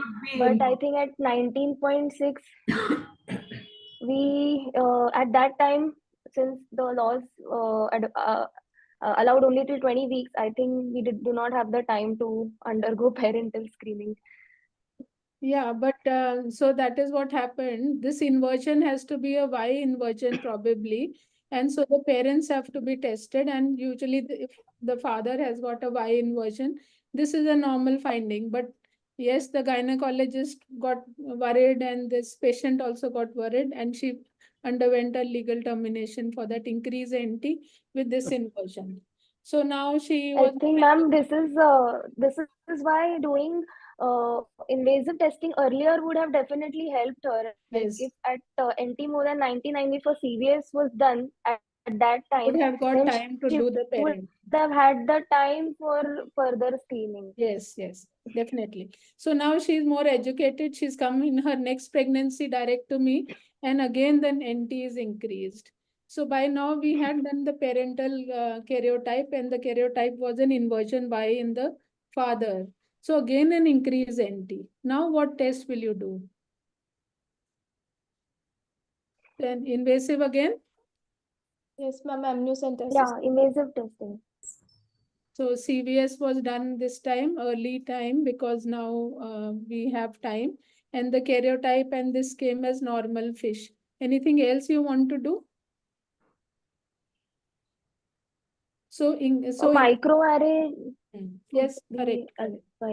So if you have an increase NT, then you need to do a microarray. So as we started off, that increase NT can be downs, it could be structural, it could be cardiac, it could be some syndromes. So the standard of care now is that if you have an increase NT, you need to do a microarray for such cases. So here recurrent NT, so definitely it will need a microarray, and it actually came out as this Charcot-Marie-Tooth disease, which has an implication of neurodegenerative disorder in adulthood. So we started off with an increase NT, and we came down to some disorder which presents in that child's adulthood. So that is certain problems that happen with microarray. But yes, for all increased nuchal translucency, and she had to terminate this pregnancy also.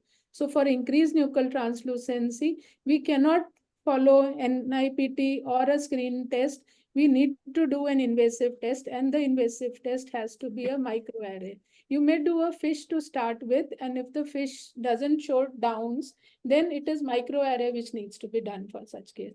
So the learning point is NT increased, they will pick up 5% more copy number variations. And so for all these patients who have an increased NT, the standard of care by all guidelines is to do a microarray if the NT is more than 3.5. Madam, why should we waste money on the fish test then? Why can't we straight away? For the reason, no, so some of these increased NTs will be downs. So for down, why are we wasting money of a microarray? So in 3 days, so what I do is we send for a CVS and fish, and we wait. We tell the lab that we will decide on the fish what to test. So if it comes out as down, we do a basic karyotype only, because it will help us in the translocation and thing. And if the fish is normal, then we ask them to put it for microarray. So that is how it works, and that is how practically most genetic labs are doing. Because otherwise you are wasting your money on a microarray for a Downs diagnosis, and then you don't know whether it's translocation or not. So we move on to our next case, and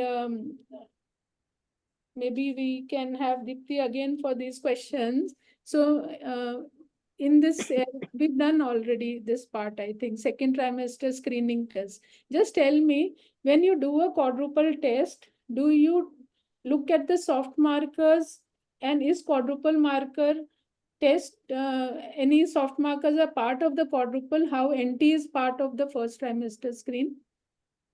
Ma'am, quadruple marker is not closely linked or integrated with the soft markers. that I think is a pitfall.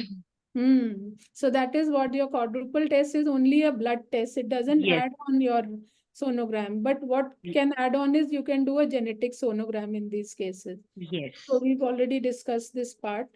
We'll move on to this genetic sonogram. So same again, Deepti, you can take it forward. What Yes, soft ma'am. markers do we look at in the second trimester, which help us in evaluating for Down syndrome? Ma'am, in second trimester, again, we are looking at what would be called nuchal edema now. And also we are looking at the cardiac evaluation to be more specific. And with reference to other soft tissue markers, we would be looking at any ventriculomegaly, any echogenic foci, any in the bowel, in the heart, and any limb defects.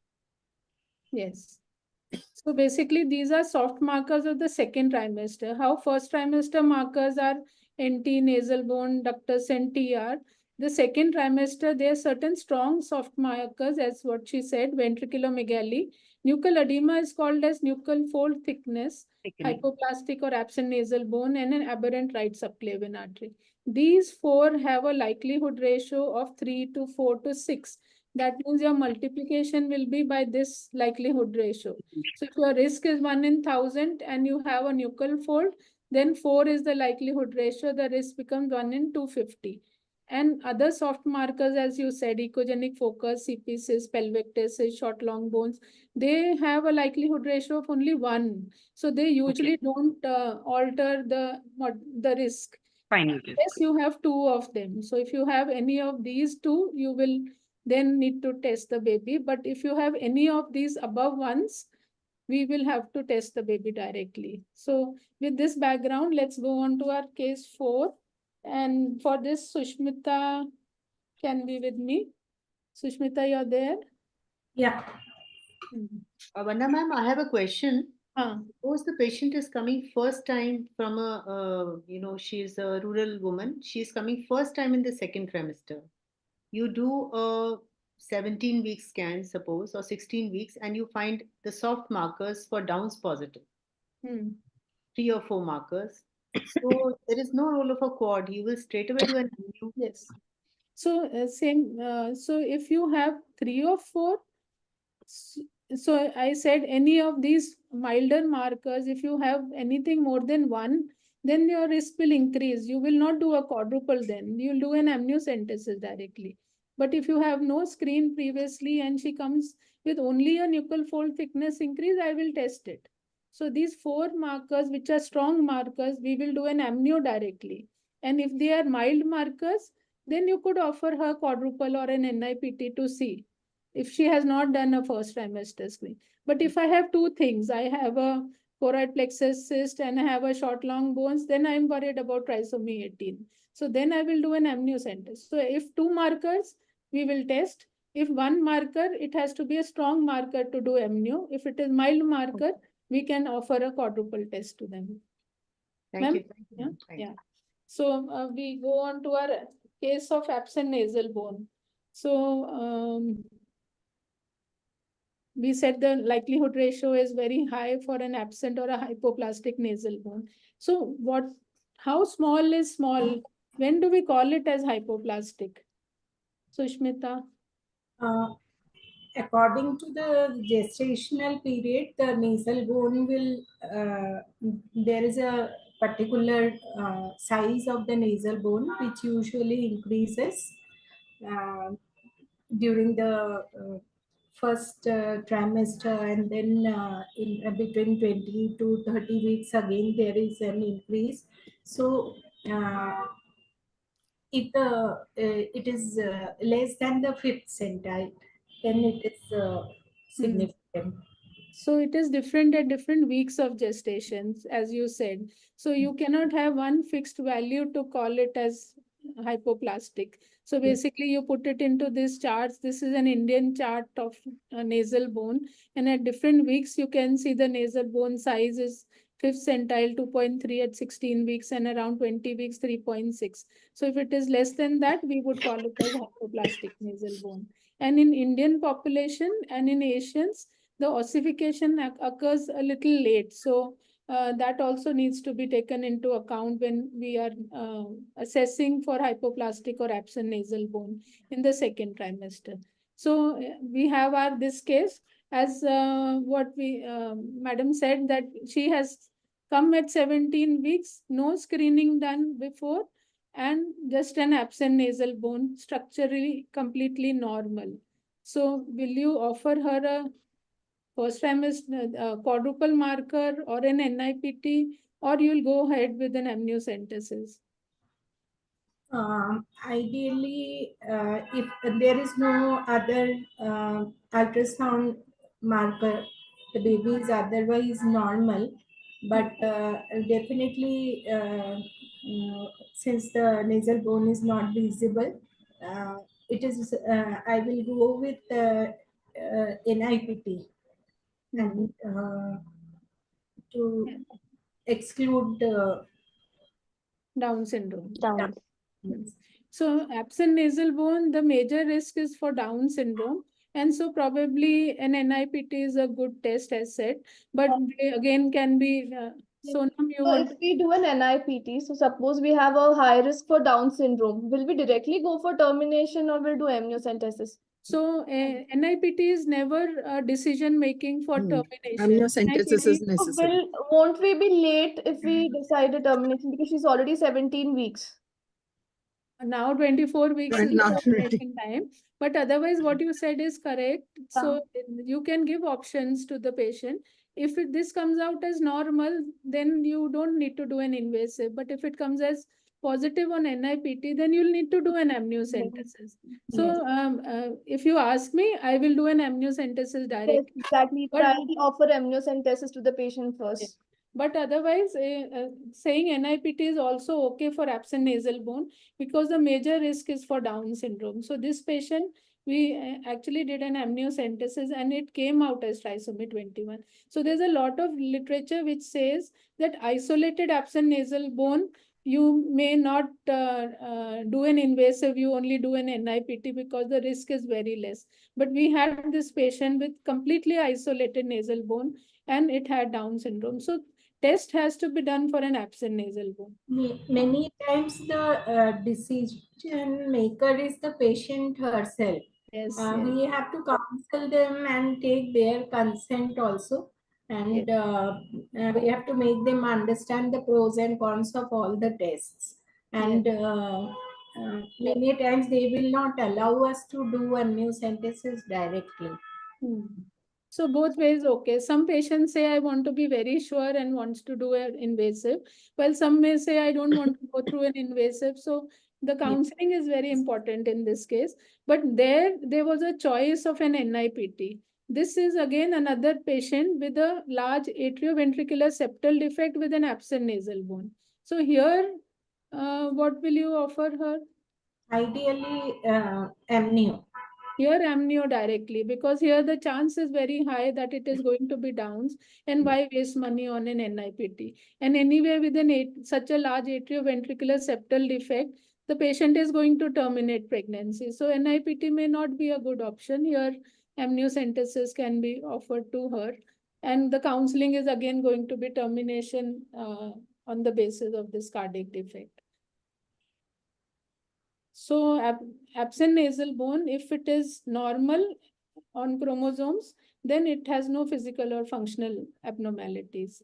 So we go on to our next case. So I just brought up this article where this all the structural anomalies had some genetic disorders also in some percentage of them. So especially cardiac, CNS, skeletal, there's a genetic disorder which is associated. So when we were talking till now were soft markers. Now I'm talking about major structural abnormalities. There's a lot of overlap between genetics and these structural abnormalities. So if there is a structural abnormality, then you need to do a genetic test to find out what is the disorder and whether there is a genetic disorder or not.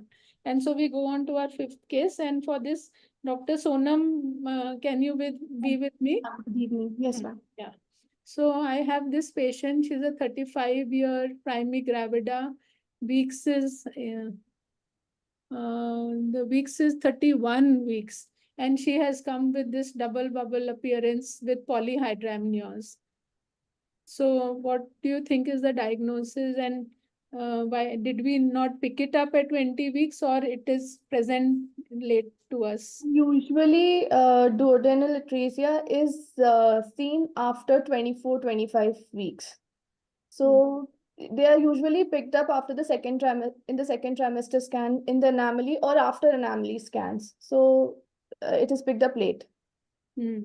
So now she is 31 weeks, polyhydramnios, duodenal atresia. How is the prognosis for duodenal atresia? Ma'am, if we know it antenatally, the prognosis is good because we are prepared for the same. We do it with a pediatric surgeon. We inform our pediatrics team and we deliver the patient accordingly. So if it is antenatally, it is good. But if it is associated with any other chromosomal abnormality, suppose Downs or any other abnormality, then the prognosis is not that great. So otherwise, it's a correctable disorder. Yes, if it is isolated, it is a correctable surgical abnormality. You will deliver her in a tertiary center where you have a pediatric surgery team ready and ICU ready, correct? Yes, ma'am. But will you do a genetic test in this patient? This is 31 weeks now. I mean, since she's 31 weeks, I don't think I'll offer a genetic testing now. Any change in opinion from anyone else? Testing is It is, I would required say, for the it is future. always better to offer, but we need to counsel them that it is not going to change the course of treatment further because she's already beyond her age for abortion. So, but offering the testing is, I mean, it should be done. This is for So the it future is the also. patient can then decide whether or not she wants to do it. So this is very controversial because 31 weeks we can't offer termination. But if I say this is a correctable disorder, I didn't find anything else, it looks normal, and then she undergoes a section and then the baby comes out as Down. So you need to offer them, tell them what are the advantages and what can be the risk also. And there is polyhydramnios, maybe we could do an amnio reduction also at the same time. So you need to counsel and talk to them about all this. Especially duodenal atresia is associated very high with chromosomal abnormality and associated with a lot of other disorders. So almost 40% association with Down syndrome. And this patient, we had a small perimembranous VST also that we saw. And so we did offer her an amniocentesis and it did come out as trisomy 21. So timing is not so important if the patient understands the risk that is there for an amniocentesis. We were more prepared. So although we would not terminate maybe, now with the court orders, even termination can be done late also. But we were more prepared for the delivery and the patient was also ready that this is going to be a Downs baby. This is some years back, but now by the board, we can actually send this patient for termination also. And it is being done. Earlier, we used to do through court, and now only the medical board decides on this. So diagnosis is important, and so we could do a surgical treatment for this Downs baby also.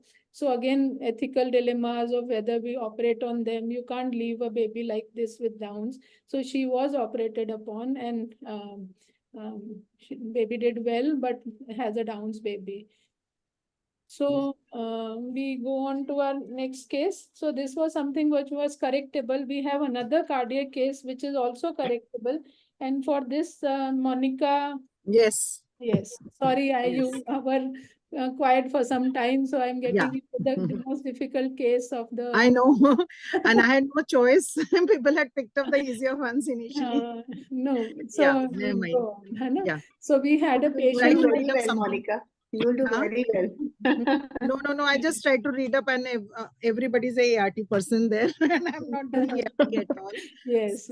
So this is again a young patient. See, all our patients were young patients with problems. So you can't say that young patients will not have disorders. So Yeah. this patient has come to us with a outside suspected ventricular septal defect.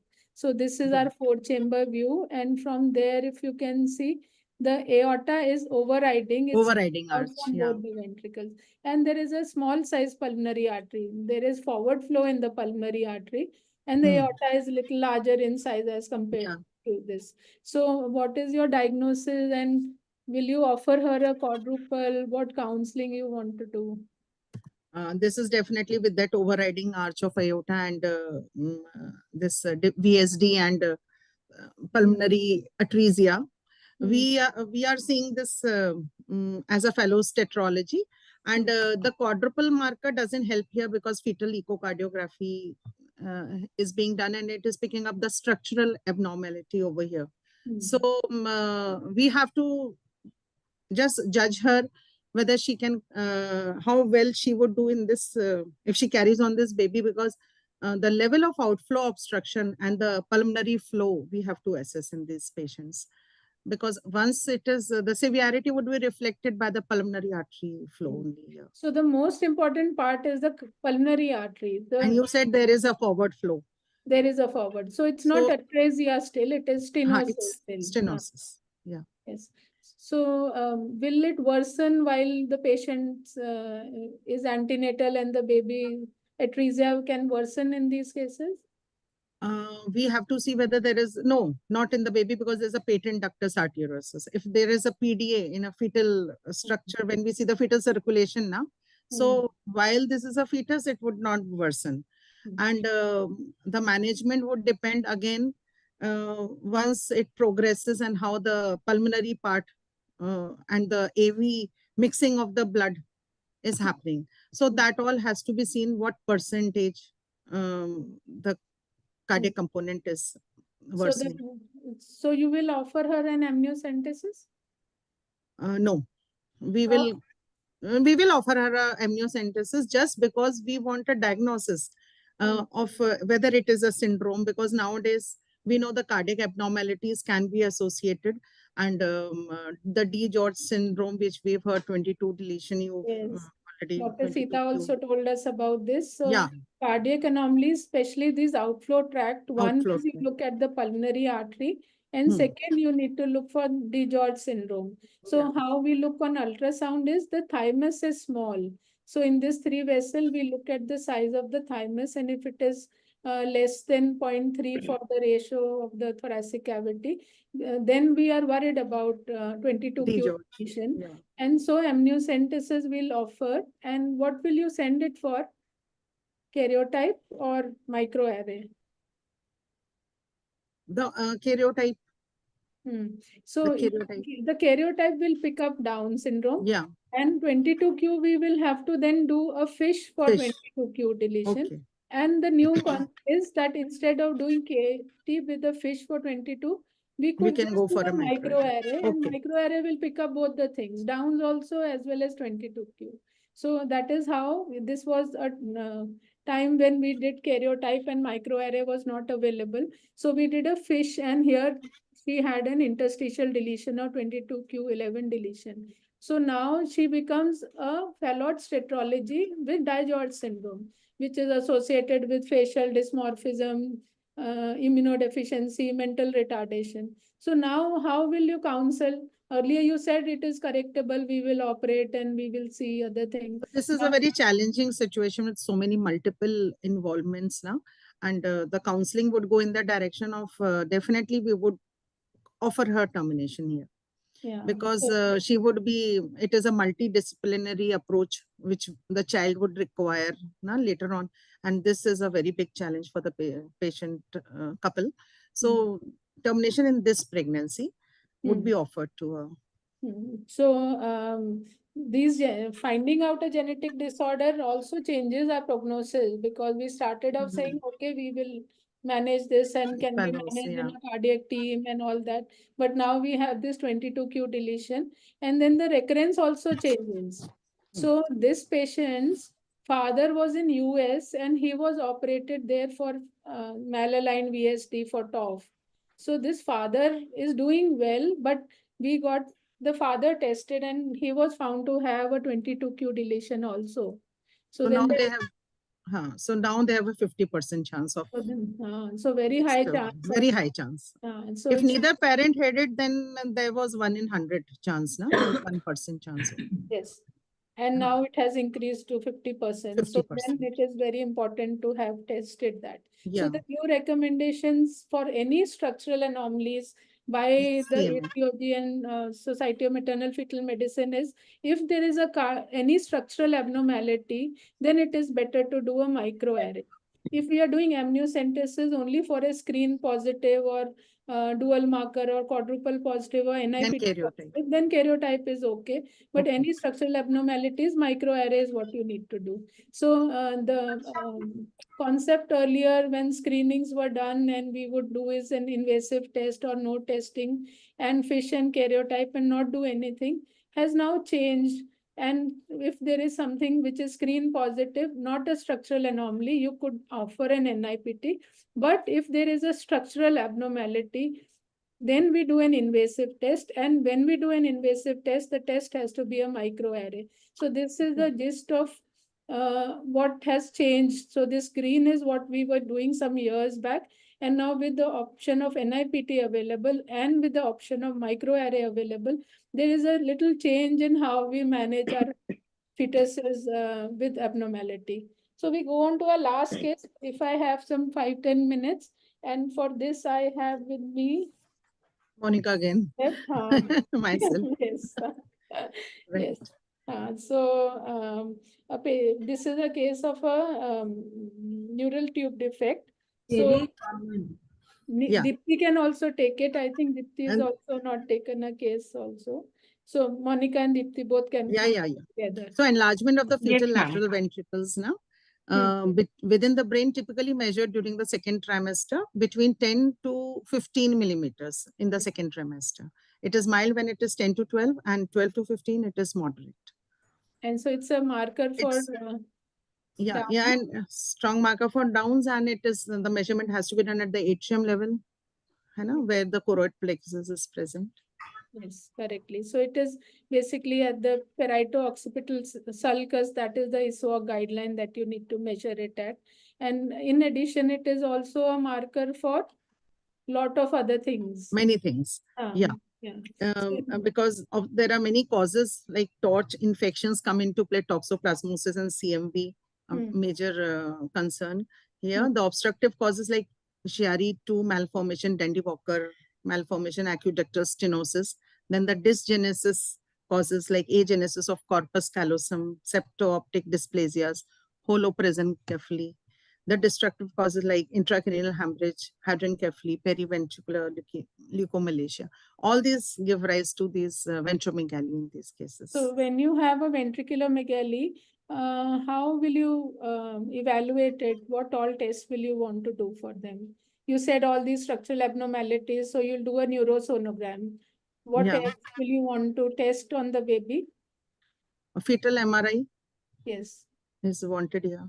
And will you do an amniocentesis for infection? Genetic testing is required, yes. Genetic testing and for infection. And for the infections. So basically you will ask for a microarray and you will ask for a torch in the amniotic fluid. Yeah, torch in them. So Dipti, we go on with our, so our recommendations for ventriculomegaly is do a detailed neurosonogram, do an MRI as what Monica said. Then you look for other extracerebral abnormalities, ask for a microarray and torch infection, and then you need to continue to follow her up. So whether it increases or not, if it increases, the prognosis is not so good. And if it doesn't, then we are more comfortable with this. So with this, we go to the next case. Dipti, I think you can take this case forward from now. Mm-hmm. Yeah. Yes, ma'am. Hi. So I have this patient who is at 27 weeks of gestation. There is ventriculomegaly and the spine is showing a defect. So it is a meningomyelocele. So you can see some neural tissues also inside. So it's a meningomyelocele.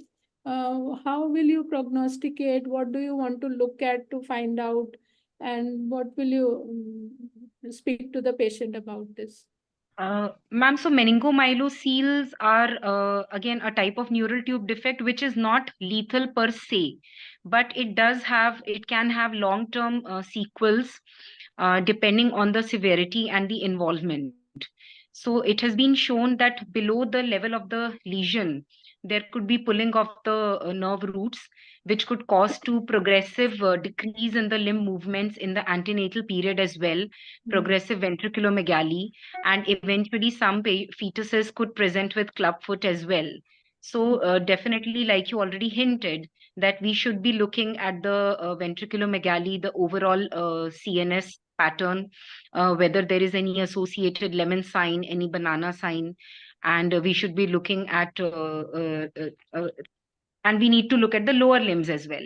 So overall, we need to look at the complete neurosonogram and then be able to, and then we need to see whether we have a pediatric surgery backup, what is the patient's wish, and ultimately all this will need to be considered in counseling and planning the management. Yeah, so in the initial lectures, they said open neural tube defect can be diagnosed in the first trimester also. How much Yes. is it possible in Indian scenario to get a scan done in the NT time and pick up a small meningocele? Very, very less, ma'am. Honestly, because one major chunk of the patient is still seeking healthcare in government sector, which are overburdened, like Monica ma'am had pointed out.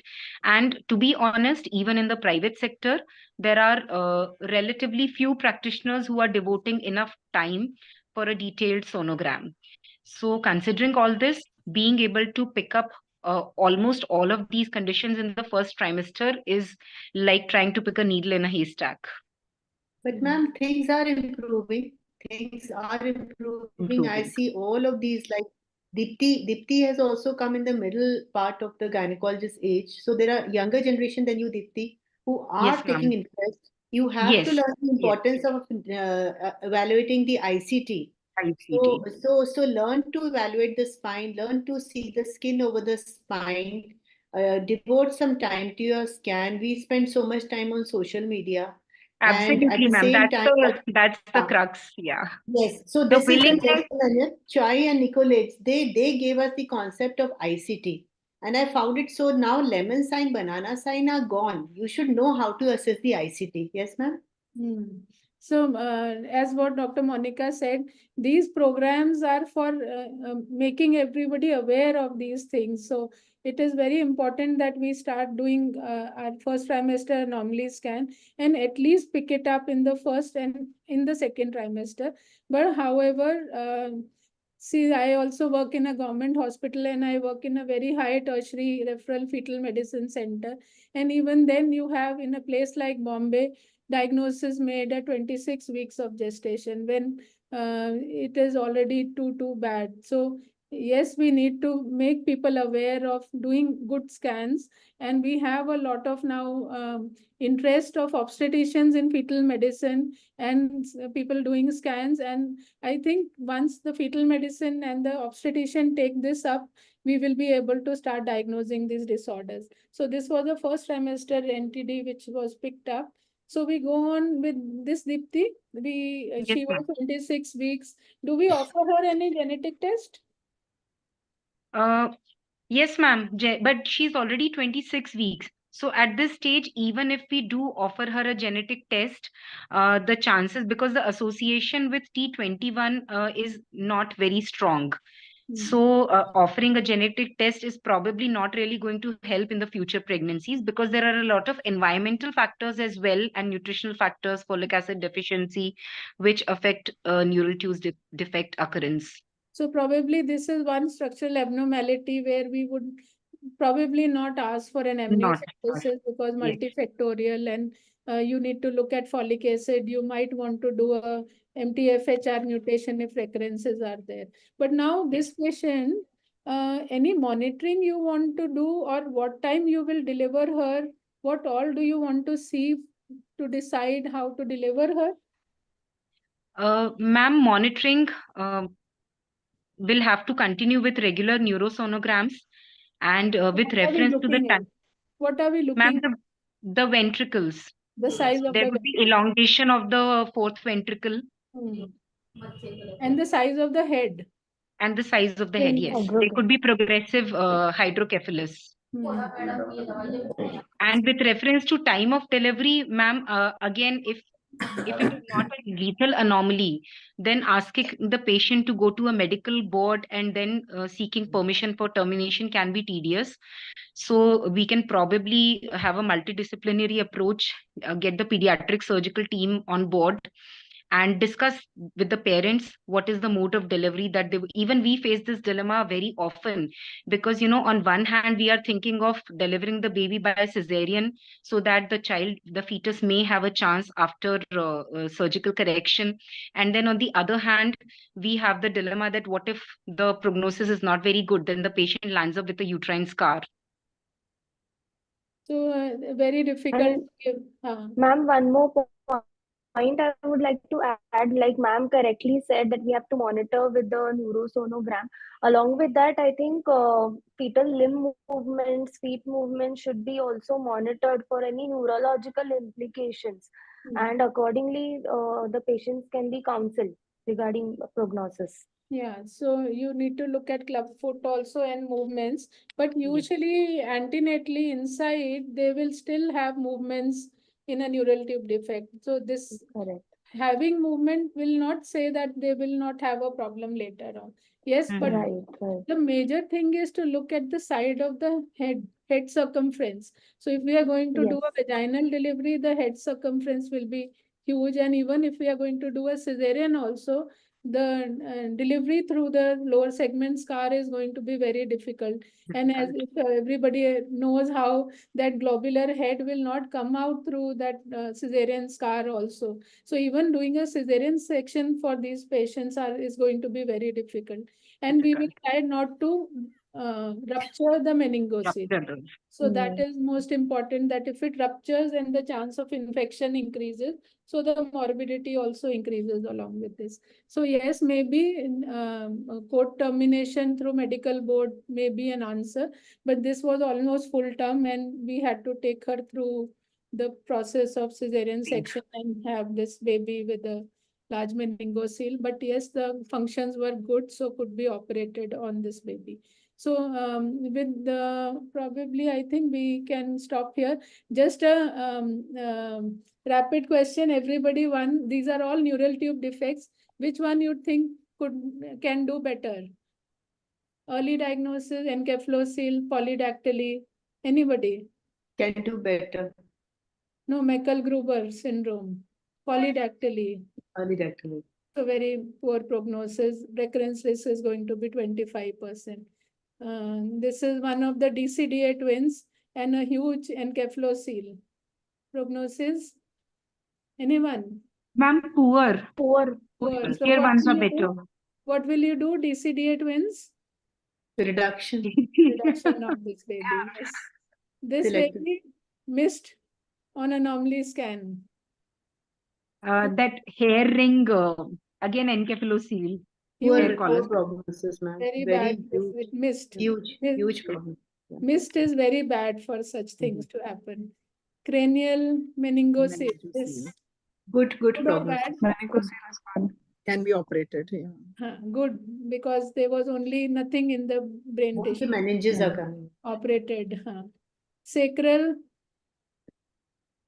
is good diagnosis. Cervical is poor prognosis. Position of the meningocele is important. No myelocele prognosis. Better. Good.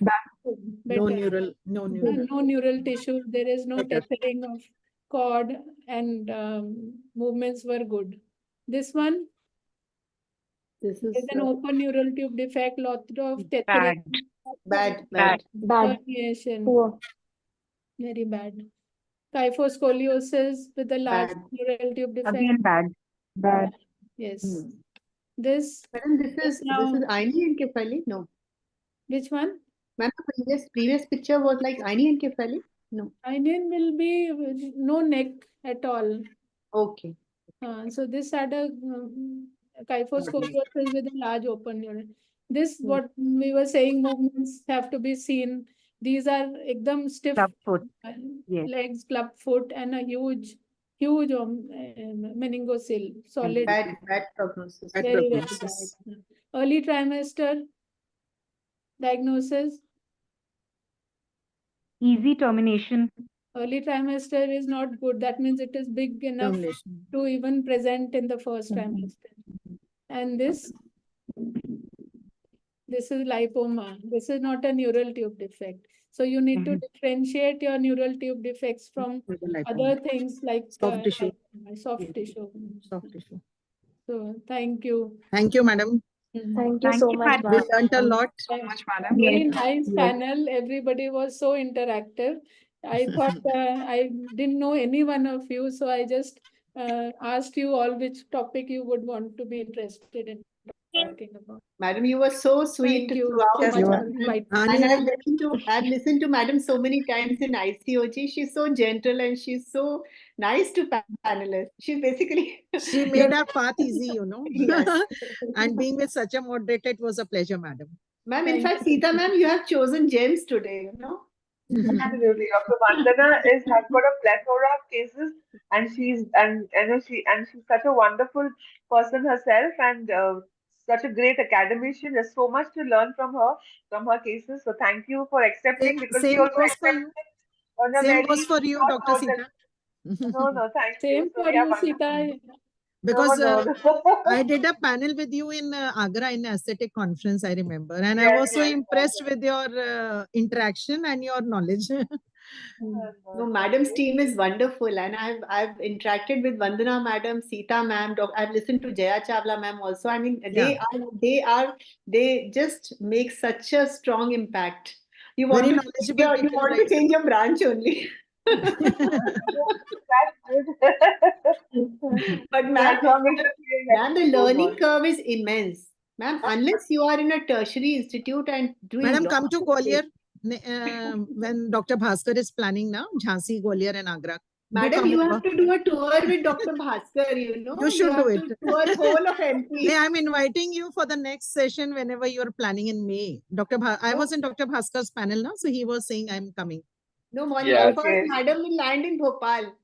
And then she will go on the way. They already have made a plan for Jhansi and Gwalior, you know. Then she will go by Shatabdi to Gwalior. Then she will go to She has relatives. Dr. Sita has relatives in Jhansi, है Dr. Nirja Kapoor. Yeah. Yes. Yeah, I came to know about it. Right. Thank you. But thank you, Dr. Vandana, for that fantastic panel. Panels are always a delight and a pleasure to listen, because every time you learn something new, because the plethora of cases She they has have there, the treasure of experience they cases. have. Yes. Thank you so much. Thank you. And all the panelists were wonderful as well. So thank you, Monica and Dr. Sandhi, for liaising with our committee. It was a pleasure doing this, and hats off to you all. Thank you All so the much, best. ma'am. Thank you, ma'am, for still staying logged in. Yeah. Pleasure was Thank you, all ma'am. ours, Thank you, ma'am. And I sincerely thank our Foxy, the whole team of Foxy, Committee, our president, our secretary general, our vice president, our committee chair, my chief guests, my guests of honor, my speakers, my panelists, my co-convener, Dr. Randhir, my sweet MOCs, Purnima and Manisha, my president, Anita Didi, my president, Menopause, Shashi Madam, and all my MP state friends for being there for over 3 hours. And we all did wonderful, ma'am. And you, Sita ma'am, your team is extraordinary. Monica, it is not 3 hours, it's going to be 4 hours. But didn't feel like that. Everybody glued to the screen, you know. Yeah. Thank you so much. Thank you so much. Thank you. Thank you, Dr. Monica and Dr. Randhir sir for giving me this opportunity, and whole team of Bhopal for giving this. Thank you. Very best Thank you. best panel and all the speeches. Yeah, you call team Being entire. logged in for so Thank you, long. Vandana ma'am. For the first time, I just saw you in the moderation. Very good, and all the panelists done very well and a friendly way. Really good panel and everything. Thanks to my team Thank Intas, you. my studio Thank you. Intas, Thank you. my Okay. Dr. Vivek Sharma, who is the medical director from Intas. Because of Intas and Durga Satpathy and the whole team, I'm able to do 3 series at one time. That is perfection, symbiosis, and excellence. Thank you so much. Thank you so much, Thank you. Vivek. Thank you, Thank you, Shraddha. ma'am. Thank you. Thank you. For your Thank you, guests. Thank you. Thank you, everyone. Thank you, ma'am. Thank Thank you, you. ma'am. Thank Bye. you. Thank you, Have a ma'am. good night. Thank Bye. Bye. Yeah.